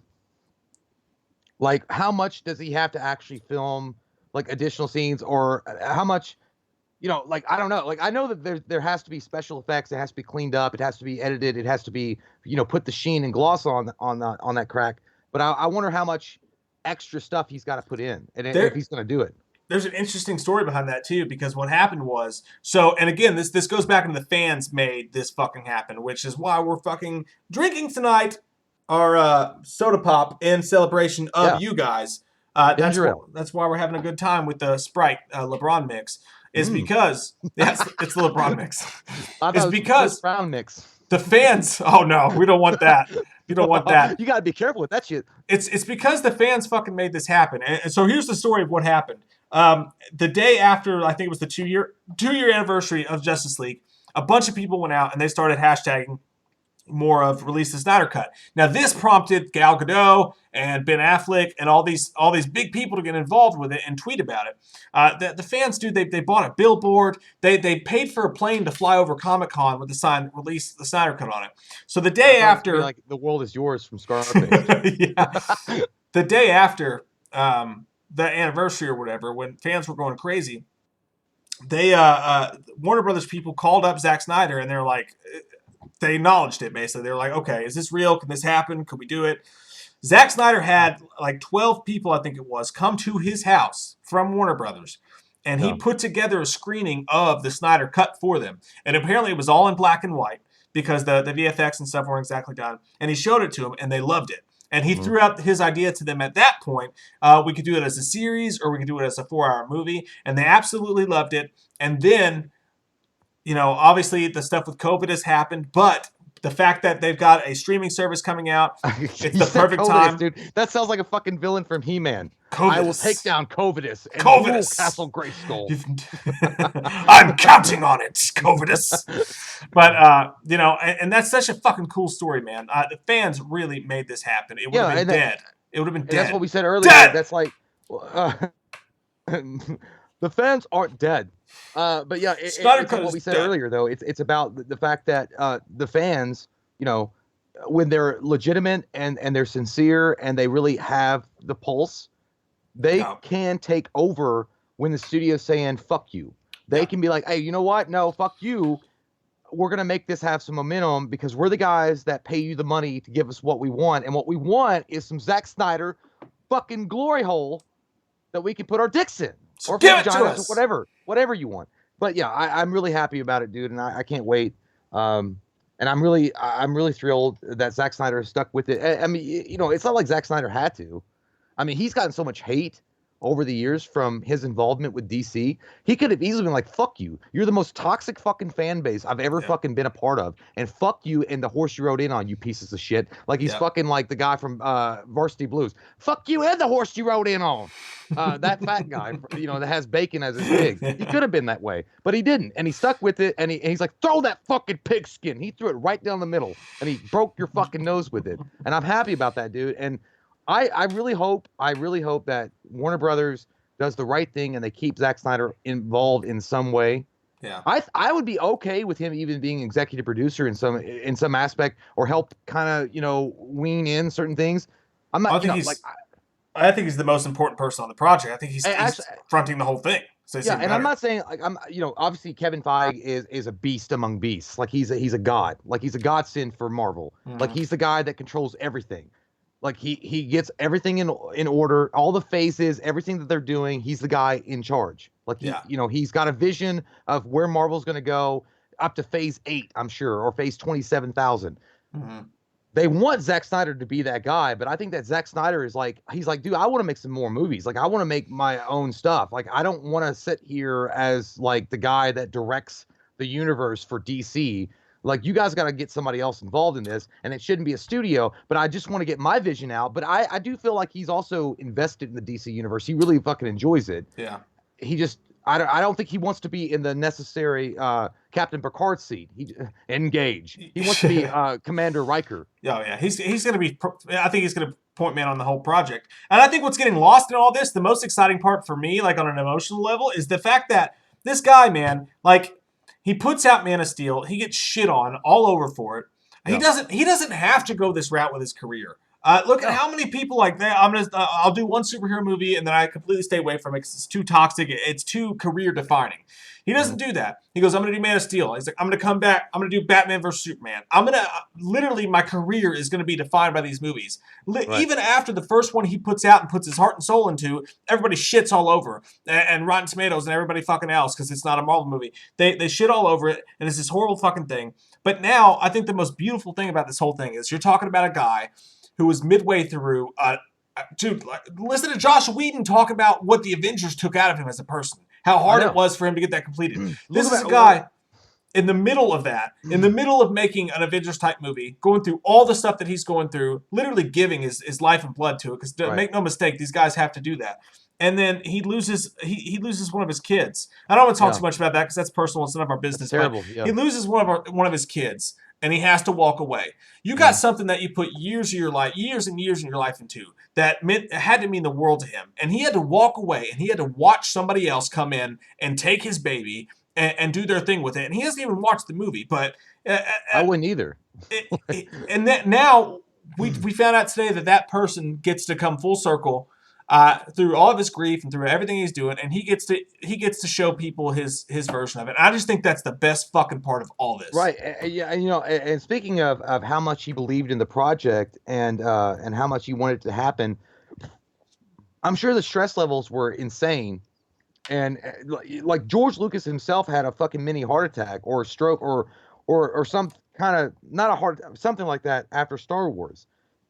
And then Ivan Gershner came in to help with Empire Strikes Back because he couldn't do it. He was so stressed out because he believed in the project so much and he wanted it to be successful that he was all about it. And he wound up stressing himself to a point where his heart was fucked. And I feel like Zack Snyder, you know, nothing physically happened to him as far as like himself. But, you know, unfortunately, with his tragic, what happened to his family, you know, he had to go take care of that. And obviously he made the right choice.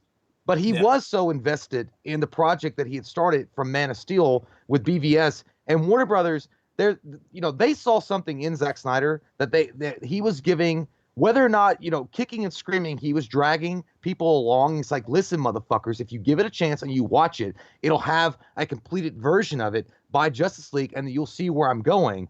And he never got to showcase that because he was already starting it with Man of Steel, and then he did BVS, then he was going to do Justice League. But I also wanted to see his Man of Steel 2.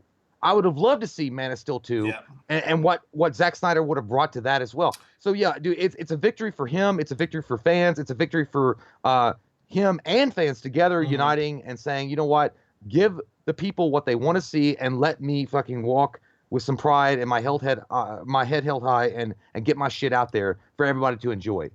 Yeah, and that's it. And it had to be good because Jason Momoa, Gal Gadot, all those guys were fucking saying, yeah, I was a part of that.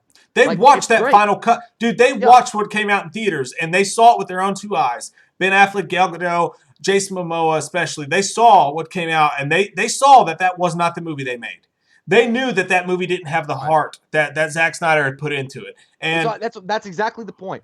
That's what it is, dude. It's fucking hard. And I think that Man of Steel, BVS, and his version of Justice League, you'll see it's fucking at the center of it. It's heart and emotion. I feel like those are what the movies are about, and it's about overcoming terrible and difficult situations and becoming better for it.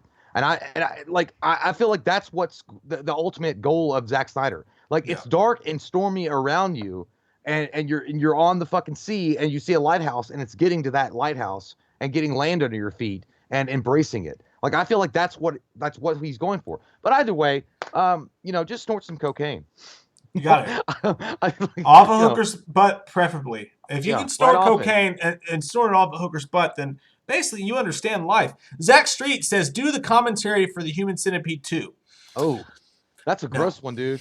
God damn. I won't watch it. Jay told me it's about a scene in it, and I can't. It's not like people have. I've watched the Human Centipede, the second one and the third one, when it was like a millipede. They made a fucking millipede in the Human Centipede 3, dude. It's fucking weird, and it takes place in a prison. You explain the baby scene to me in Human Centipede 2, and I will never watch it. That's fucked. Yeah, it's fucking rough, dude. The Human Centipede 2, it's all gore. Like, dude, it's all rusty nails and fucking, I don't know. It feels like I just drank a bottle of Everclear and I'm like streaking through Walmart, and I have nobody to pick me up. Like, I don't know.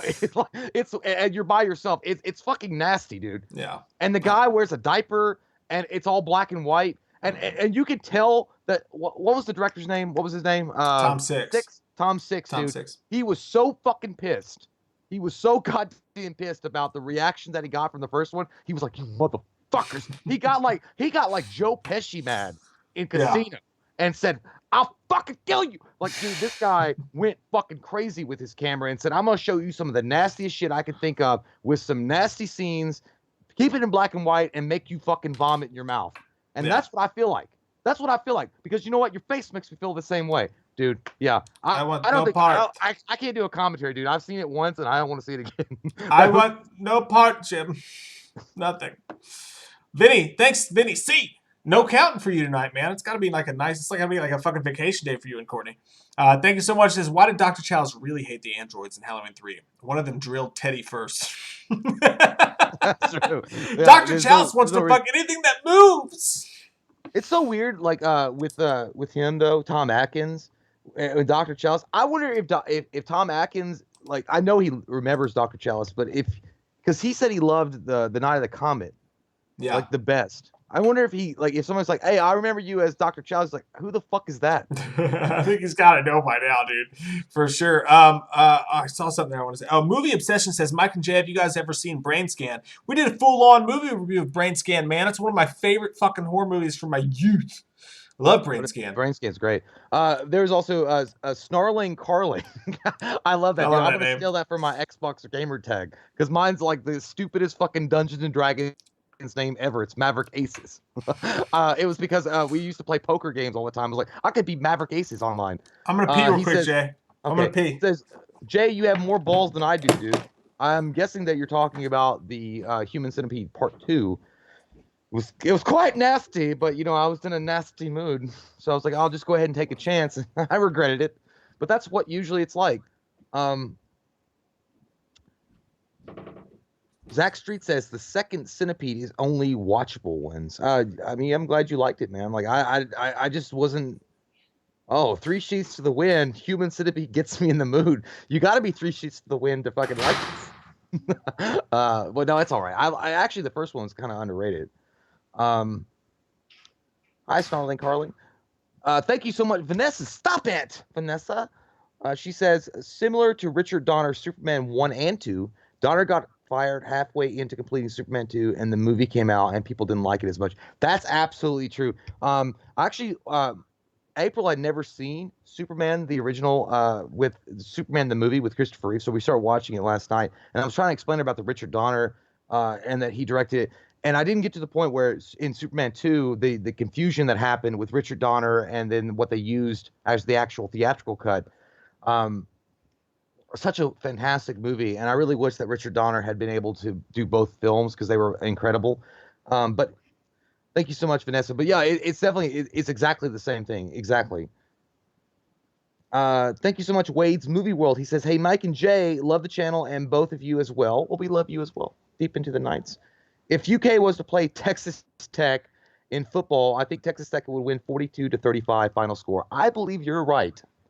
I believe you're right. Ever since they added, it's so weird to see Texas Tech in the SEC though, right? Because Texas Tech was added. No, it was not.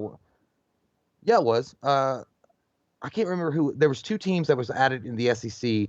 I thought it was Texas Tech, but yeah, I would say that they would beat us.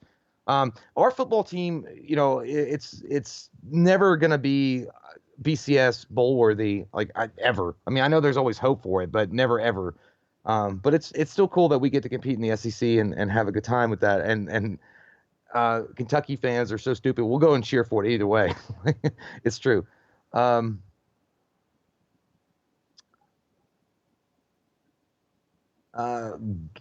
Okay, hold on. Galford's dog. You and Mike just need to go ahead and have catheters inserted. Yes, that would be appropriate, and I would totally do that, except that I don't want to walk around with a colostomy bag, sir, unless I have to. Mr. J, Texas A&M. That's right. Texas Tech. Okay, and Billy Gillespie coached Texas A&M. Eddie Sutton coached Texas Tech, right? Pretty sure. Ashley Pendleton, Jay, did you find the Human Centipede gross, or were you disturbed by the idea of an obsessed fan honoring the original movie? Kind of both, I guess. The obsessed fan part, it was strange and it was weird. I guess it's the look of him actually was kind of disturbing. He just looked like a guy that constantly hand sanitizes before he does the self checkout at Walmart and looks around and jacks off the Pokemon cards. He kind of was freaky. I'm not kidding. But it was kind of gross too. The baby scene really got to me. And then the fact that it was all inside of a parking structure, and obviously the human centipede had grown, and he was using rusty instruments and shit like that. I don't know. It felt like being in high school PE, which is the grossness and the over the top type of discipline that he was. It was just nasty. It was gross. And I always thought he was wearing a diaper. Like, God damn. Movie Obsession says, Jay, what do you think of the Hatchet movies? To be honest with you, Movie Obsession, I have never seen the Hatchet movies. Definitely got to work on that. The Hatchet movies, I know that Kane Hodder played in the Hatchet films. It's one of the movies that actually Mike and I talked about doing a while ago. We haven't got to it yet, but I've never seen the Hatchet films. I've never seen it. Never seen the first one, never seen the second one, obviously, and never none of them. But I know that Kane Hodder enjoyed playing that part, so I hear that people love it. So definitely one of the movies that I definitely go to check out. Maybe we'll do a man versus movie on it, or so. Yeah, do a man versus movie on it or something. Yeah. So, now I'm gonna go pee in the toilet too. And by the way, Mike, we got to get a catheter. I hear they sell them on eBay for rupees. We'd be terrible Twitch streamers. We'd be terrible at Twitch. Somebody said we need to get catheters installed now. We pee a lot in the toilet. Yeah, well, you know what? It's what happens when you drink excellent, amazing tasting Capri Sun. What do you want from us? Goodbye. I'll be back. Everyone close your eyes and imagine Jay's peeing. Don't. It's weird. I've seen it. All right. I don't know what Jay got to on this one or not. So I'm gonna save the super chats because I don't know which one Jay got to when I was gone. Fuck me in the assholio. Mike's apparently leaving. Bye, Mike. Yeah, apparently Holliston is good, Ryan. I gotta watch that too. I've seen a couple of the Hatchet movies and I enjoy them a lot. They make for some really fun Wham stuff. JT Customs, I don't have any thoughts about the Batwoman news because I just don't watch the CW shit. I watched like 3 seasons of Arrow, and after that, I was just like, this shit's too fucking like it's again superhero fatigue. Like you're stretching it too far for me. That's just me though. I know that people dig it, and I can appreciate that. Into the night, into the darkness of life. Movie obsession. My favorite Batman is Ben Affleck, followed very closely by Michael Keaton. Those are my top 2 for sure. Marco V. Filatoro says, would you guys see or do anything with the Puppet Master franchise? The Puppet Master franchise, it's always been on the outskirts. It's always been dark and dirty and weird. And I thought the last one was entertaining enough, but it's one of those franchises I'll never say, like, let a franchise die, but I can't really see anything with that franchise, man. I don't see how you could make a Puppet Master movie today that would just really, like, revitalize anything. I think the idea alone was interesting enough. I just don't know where you could take that to make it really fascinating, to really get the people going. Connor Smith, thanks, man. It says, I'd love to see you do a review commentary of Evil Dead from 2013. We did review it when it came out, and I know this is unpopular, but when it came out and we watched it in the theater, we did not like it. And I already, without even seeing it since that day, fall back on that a little bit. I think we just expected something different. And this goes into the same thing with Man of Steel we were talking about. Sometimes you have an idea of what a movie should be in your head. You go to the theater to watch it. If it's not that, sometimes you get pissed. So we didn't like it. We gave it an average review at best when we went to see it. But it's one that's been on my mind for some time to revisit because I really have a hard feeling that my opinion will change. And also I'm hard. But that's just, the days of the week that you do. But yeah, Puppet Master, direct to DVD, or direct to VOD, sure, keep it going, keep it doing, and people that want to watch it can watch it. I just don't see it ever being really revitalized. I can't imagine a storyline that would really do it, You know what I mean? Oh! You guys ready for Friday's stream? We're going to do another Friday night face-off between 2 franchises. That shit's going to be fun. And I love that we get you guys involved in that. It's so fun hanging out with you guys and doing those. And we're going to start getting together soon. Saturday night, by the way, for you Patreon people, we are doing a live stream for the top 2 tiers of Patreon. That's going to be a blast to blast. We always get weird and dark. We're going to play some music and do some weird shit that night for sure. Hey, Jay! Huh? I need you. You. Wait, time out. Wait.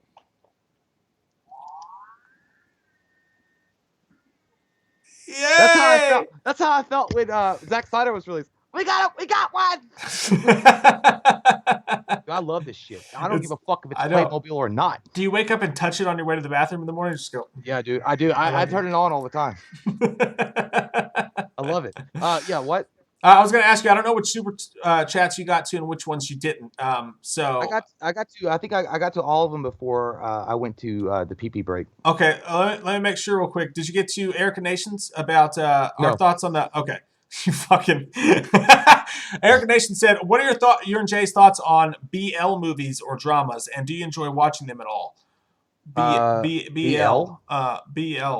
Big licks. Big liquors. Big boner licks. BL. What the fuck? We're looking like stupid now. What the fuck is BL? I don't know. Mean? Erica tells the chat. Bacon and lettuce. I don't know what you're talking about. Vanessa, thank you. Similar to Richard Donner's Superman 1 and 2, Donner got fired halfway into completing Superman 2. That's correct. And the movie came out and people didn't like it as much. I got to that one. Yeah, we talked. Okay. Yeah, that was fucked up. And I was telling them that April and I were watching the first Superman last night with Christopher Reeve, and was talking about the Richard Donner version. Yeah. In the second one. But I got a question. What do you think about this? The Zack Snyder cut's coming out, and we're all excited about it.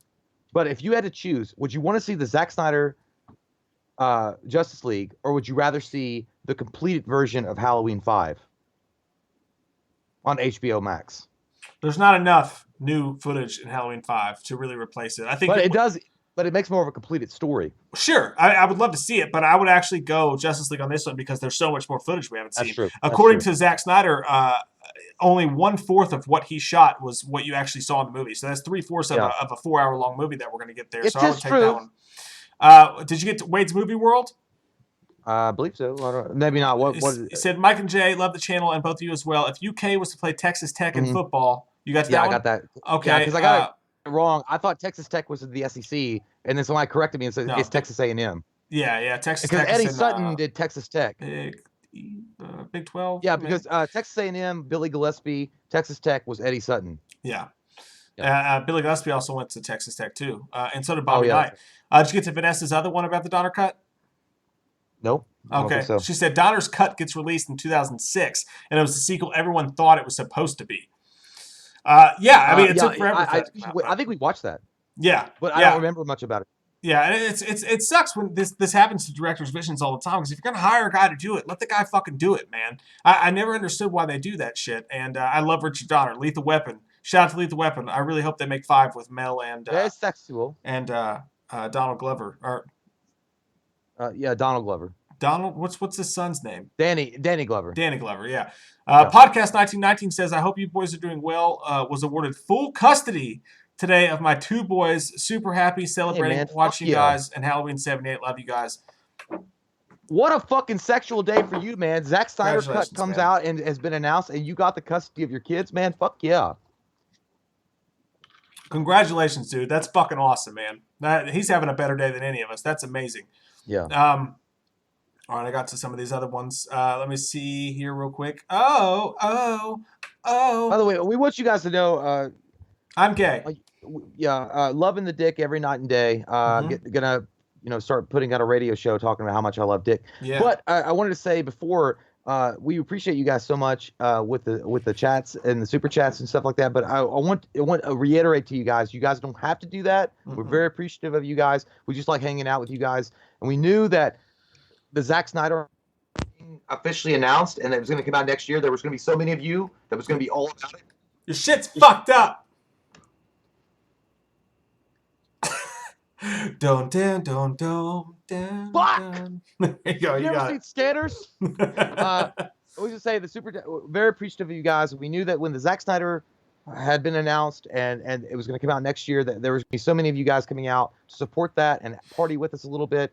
Appreciate you guys. You guys don't have to do that. Very appreciative of you guys. Love you guys, and thank you so much.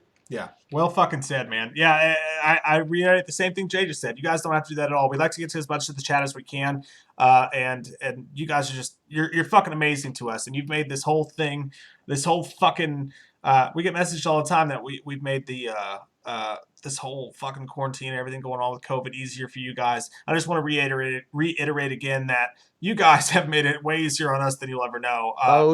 We got people to come and hang out with 3 nights a week doing these live streams, and it's beautiful. We're the luckiest 2 sons of bitches on earth, and we do not deserve this. We are not worthy. At all. Thank you all for everything. And by the way, Juan Herrera, yes, I know. He says Texas A&M is the SEC conference. I know that now. Thank you for schooling me on that subject. I know. I forgot. Texas Tech, Texas A&M, Texas State. I forgot. Dirty D says, Honor, you quilted me so bad about my one about Halloween. It wasn't therapy, Michael. Started therapy last week. Might repair the damage X did to me finally. Hey, you know what? Therapy fucking does that. Yeah, man. Sometimes congratulations, and good. It doesn't have the stigma anymore. A lot of people go to therapy now. Fucking Tony Soprano did it. Yeah, and and it's good if it helps you out. That's what you should do, and here's to your future. Fucking A. Sometimes you just need the right guy to talk to, or lady, or psychiatrist, or wherever the fuck it is. It's what it's there for, Jim, and it'll get the job done. Just don't get mad at her like Tony did. With Tostitos. I just want to fuck you, and you don't think I'm good enough for you? Get out of here. What's up, Drapery Falls? Chris Unut. Andrew Stevens, thanks, man. It says, thank you, Mike and Jay, for the constant updates and streams. I really appreciate the content a lot. Wham family forever. Thank fucking you, man, as we just said. It's all good, man. We love doing it. If you guys weren't here in this chat room with us right now, we wouldn't be able to be here doing this, and everything would be really scary and awful and horrible, and you're the fucking best! Well, me and Mike would do it, but it would just be a really sad experience. It would just be me. It would be me and him alone in this bar setting. Just talking. Just crying. Talking. Yeah. Well, we do that anyway. We've done that for years. Been a while. We've gone to an Applebee's where it's the neighborhood bar and grill, and that's bullshit because we've gone in there before, and there's no neighborhood. It's an empty wall and a bitch that says 2 drinks is too much. And you're like, what? I don't want to eat your greasy, nasty food because I get sick, and I want to be drunk if I get sick. I don't want to be sober and vomit. And then you're like, well, I guess I'll just sit here alone with my friend and drink with this dirty-ass hillbilly rock coming out of the jukebox that I can't even change because the fucker over there is looking at me weird, and I know if I go over there and change the music, he's going to get mad about it. I'll give you Let Travis Tritt play. I'll give you a quick rundown of some of Jay's and I's experiences. Forgetting bars, we're talking specifically Applebee's. Woo. Specifically Applebee's experiences. I remember the year after the Packers won the championship, their first year afterwards, when Randall Cobb got drafted by the Packers, they played the New Orleans Saints on Thursday Night Football to open it up.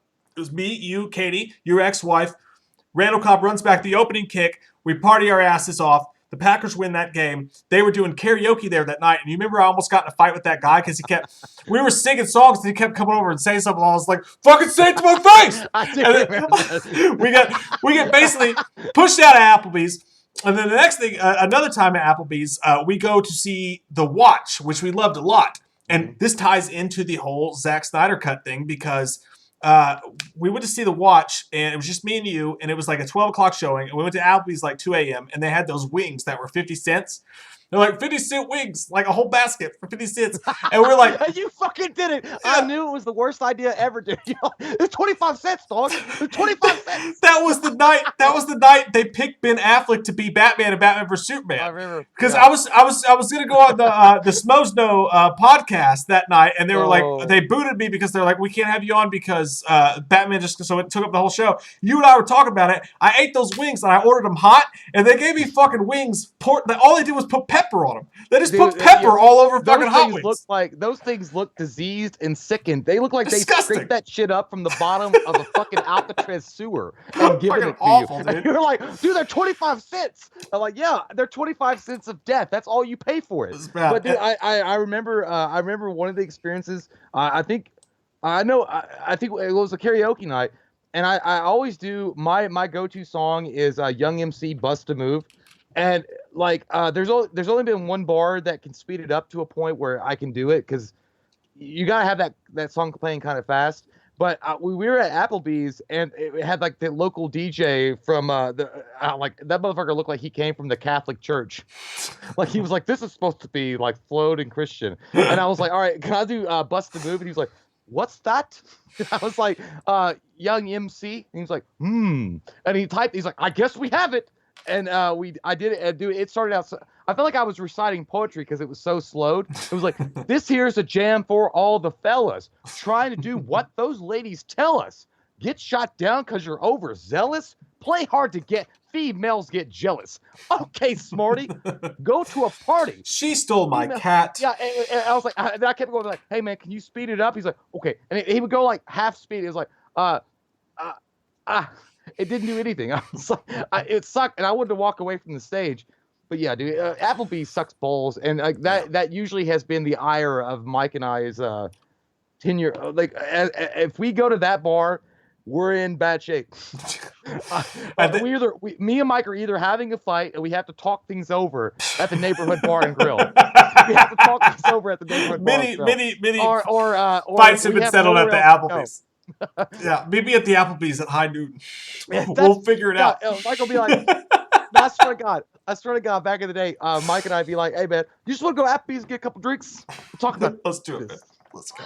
We'll go there and work our differences out. So much of the channel has been worked out at an Applebee's bar and grill. They should be a partner at YouTube. And then the other times, it's just because nothing else was open at 10 o'clock in the morning. Well, yeah, we got those 10 o'clock in the morning ones when they have that lady who looks like Miss Carmody from The Mist, who's the bartender, and she's just like angry and like she hates being a bartender. We go in there, we're like, I'll have Jay's like, I'll have a Michelob Ultra, and I'm like, I'll have a Sam Adams Boston Lager, please. And they're like, we don't have Boston Lager. I'm like, I'll have a Bud Light.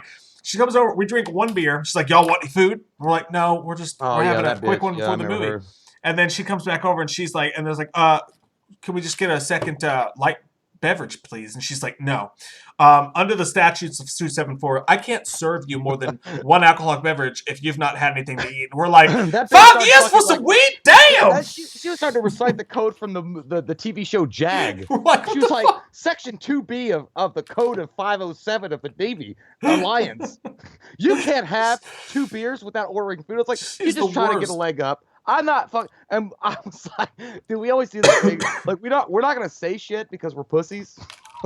We're not gonna say shit. I just don't want to complain in this. We give like dirty looks. We're like, okay. And then I was like, are you gonna tip her? Like, No, I tipped her. I tipped that bitch like 50 cents, and I left. Yeah, it was stupid anyway. But yeah, that's a tangent. But dude, Applebee's is like a love-hate relationship with Mike and I. Yeah. Like it's fun to go to, but it's like when you're at Applebee's, you're either gonna have a discussion, like a Godfather type of discussion about YouTube, or you're gonna have like one of the worst like mediocre times of your life, and then go home and be depressed about it. Either that, I just hung out with my best friend at Applebee's. Either that's that, or we use it as an excuse to like, no, honey, I'm just gonna go out and have like a quick beer with Jay. Like he said, one quick beer. Like we're gonna be done. There's only gonna be one quick beer. I'm not gonna go to the karaoke bar tonight, an hour away, and then like. She's like, okay, whatever you say. I'm like, no, seriously, dude. I don't even want to go. Like, I just want to have a drink. And then we'll sit there, and then, like, 20 minutes in, we're listening to some shitty country music someone's playing on the jukebox, like, we'll go shit away, but like, yeah. I know you're going to do it. Because Mike will tell me, like, if we were, like, going there or whatever, Mike will be like, I can't go to the Shinaway bar. I can't go to the karaoke bar. I'm like, I know, dude, I don't want to go either. And then we'll get there, and after 2 beers, I'm like, "Hey man, I'm thinking about going to Shinaway," and he's like, "Yeah, me too." It's like, and then like 7, let's go see Blink-182. Like fast forward 7 hours later, and the bar lights are closed, and they're like, "Get out of the bar!" Like, well, dude, it's fine. Yeah. But either way, I know there's a tangent, guy. It has nothing to do. I'm sorry. I know you guys are sticking around for the Zack Snyder cut, but we died as far like into that crack we can. I don't know much more of corn that we can bring out of that turd, but nostalgic. Hey man, it's fun. Okay, so this comes from we got I don't know if this is the new super chat. His name's Buffalo Skabitskis. Thank you. Buffalo Sapskis. He says, I was watching the Bills versus Texans playoff game this year and got wasted at this bar. I fell, and then I just felt 3 people picking me up, and I'm like, thanks. But they continue to put me in a cab. That sounds like a good time, though, man.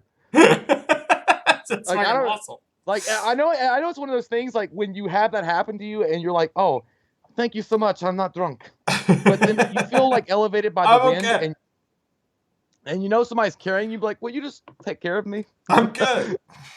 I'm good. Sean, tell me 1, 2, 3. Yeah, thank you, man. Sean told me 1, 2, 3 says, "Hey, glow sticks, y'all the best friends I never met." Well, you've met us now, you whore. I can see your face right now. We've met each other in our dreams. Your name's Sean. You're a little tubby, and 1, 2, 3. Robbie Kazol says, "Oh my God, Dr. Lewis Applebee's. Well, I'm not selling. Where do you think I'm gonna go? It's Applebee's. It's still for $5. It's still for $5. It's neighborhood bar and grill. I get to meet the community and have some goddamn wings. Even though they made me sicker than Michael's mask in part 5. Disgusting. Tuck it in. Get out of my face." Drapery Falls, Chris Arnaud, a karaoke connoisseur himself who's been to Shinaway with us several occasions. Yeah. Thanks, man. He says, Jay, what do you think about RoboCop in Mortal Kombat? You seen that shit? Looks good. I didn't see. I haven't seen the fatalities. I know that he was in it. I think it's fucking awesome. I love it. I don't like what I did here though. I didn't like the guy they got to do the voice at all. I feel like it just doesn't, like, I know you're not going to get Peter Weller, like the level of Peter Weller, the voice, but it didn't even sound like the RoboCop 3 motherfucker that played it. Like it was bad. Like it just didn't, it's like, drop it. It's like, it just didn't have the same kind of Peter Weller. Like, I just watched RoboCop 2 the other night, dude. It was like, you're a rotten cop. It's like, where is Kane? It didn't have the Peter Weller thing. Isn't the moon lovely tonight? Then again, I don't think, Peter Weller was so awesome. He's so amazing in that role. And actually, if you guys get a chance to, definitely check it on YouTube. Peter Weller does a Q&A. Like, they screened RoboCop, the original one, and he does a Q&A for about an hour. It's crazy, dude. There was like a bunch of older people. It felt like a geriatrics club for Rogaine. There was just a bunch of older people in the audience, and there was like space. It wasn't a lot of people that showed up, but he was answering all the questions about how he moved and his opinions. He's a really smart guy, dude. His philosophy on why RoboCop was so good and so amazing and so connective even today was amazing. But yeah, it's cool. I mean, I'm glad that RoboCop is included. To me, RoboCop is one of the best looking superhero characters I've ever seen in my life. Like, he looks fucking badass. And I'm not talking about the 2014 shit with Joel Kinnaman that, wants to be fucking street level smart in Detroit. I'm talking about the OG. That costume, RoboCop, is synonymous with greatness. And you know what's funny is Peter Weller. They asked him about that shit. They asked him about RoboCop being remade, and this was back in the Q&A days. He's like, you can't remake RoboCop today.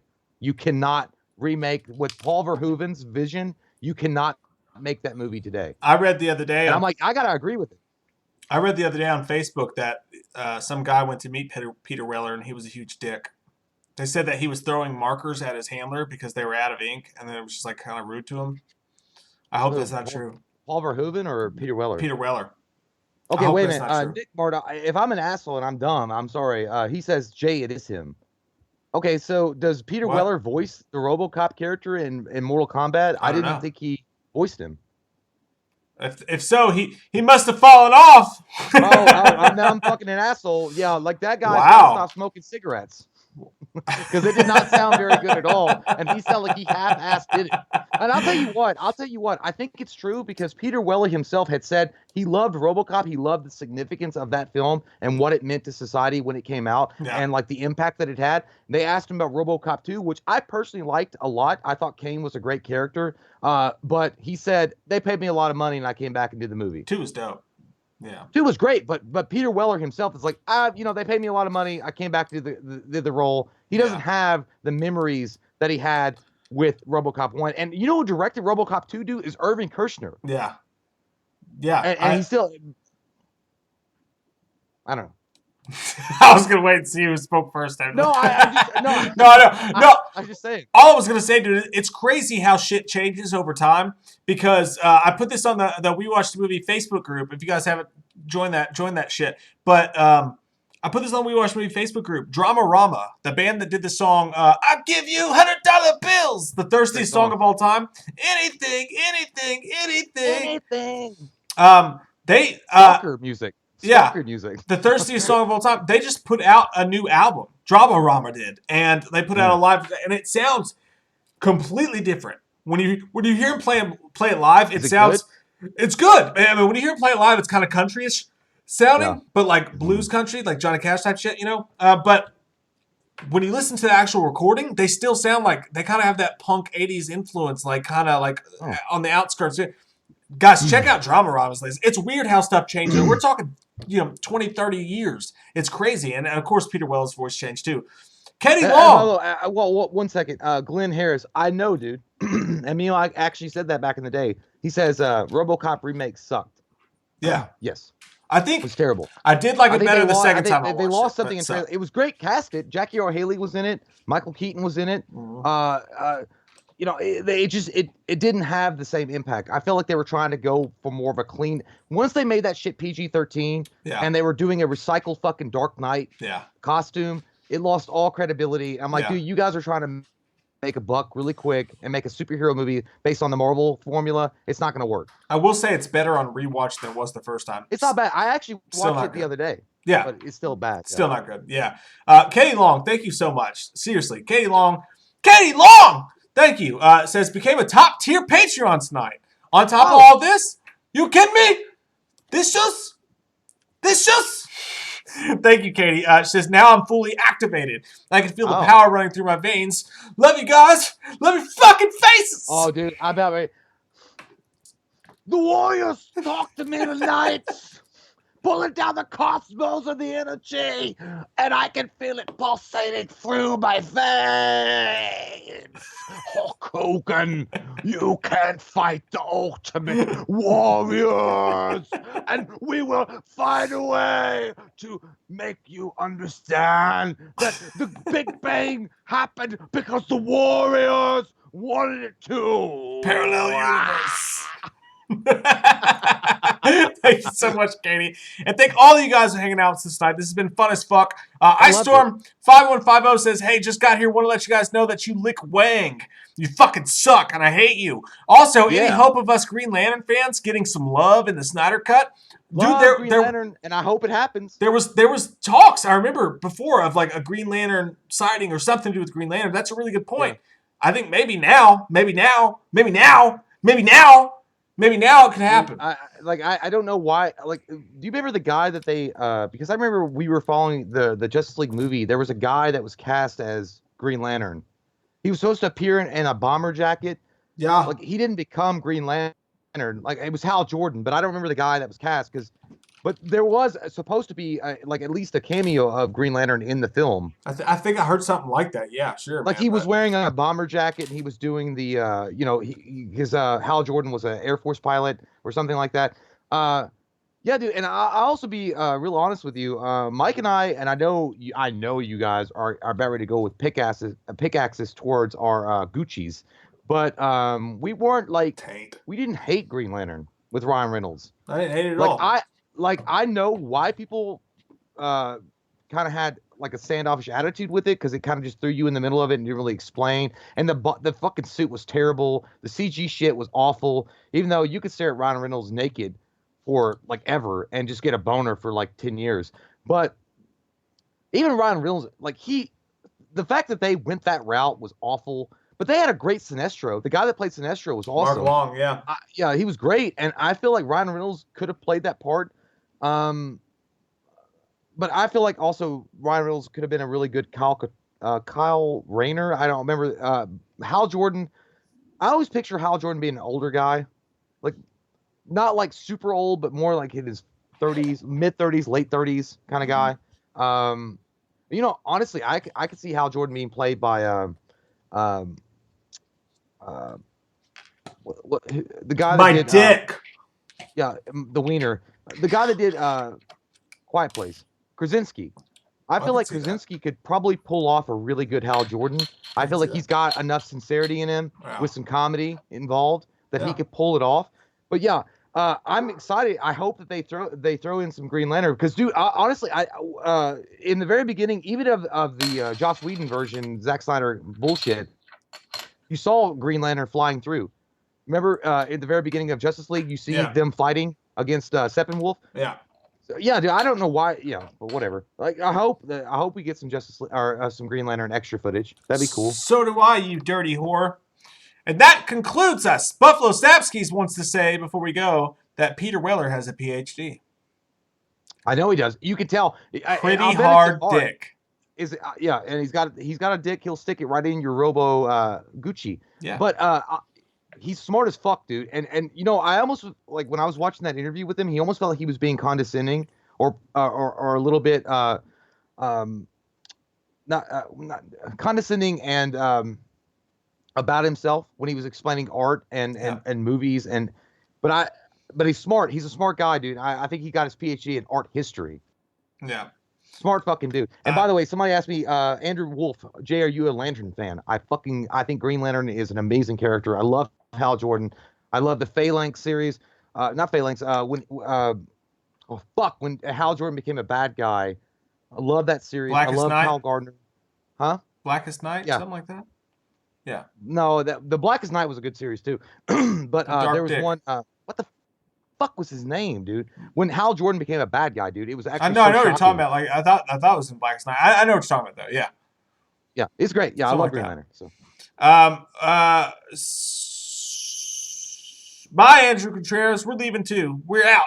We're out of this motherfucker. Gary gone. Gary had an interesting one that said Hal Jordan's basically Maverick. I can see that. Hal Jordan from that he basically is a Maverick type character, like Top Gun or Green Lantern. But guys, we hope that you guys enjoyed the news. I know that I fucking sure did. Tonight is the night that so many fans got so fucking happy because we're gonna get to see Zack Snyder's version of the Justice League, and that's cool as shit. It's a wrong that has been righted in some way as best as possible. And thank you guys for hanging out with us tonight. Do not forget that on Friday night we will be back with a franchise fight, and you all will vote to choose who wins. And then on Saturday night, what's the franchise fight? We got to discover it. We got to talk about it together.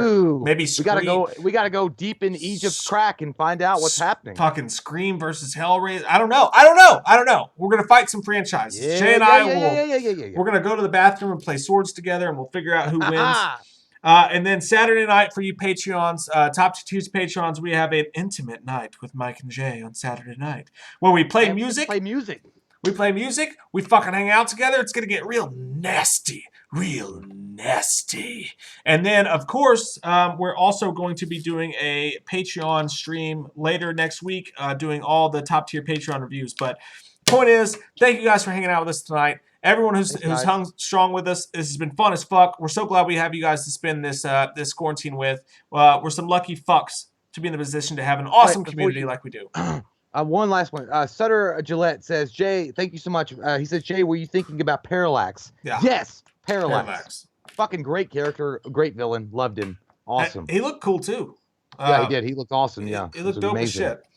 We love you guys. Party on, Wayne. Party on, Garth. Yeah! Let's get back to the phone booth before we run out of minutes. We gotta talk. Let's get lost in the time.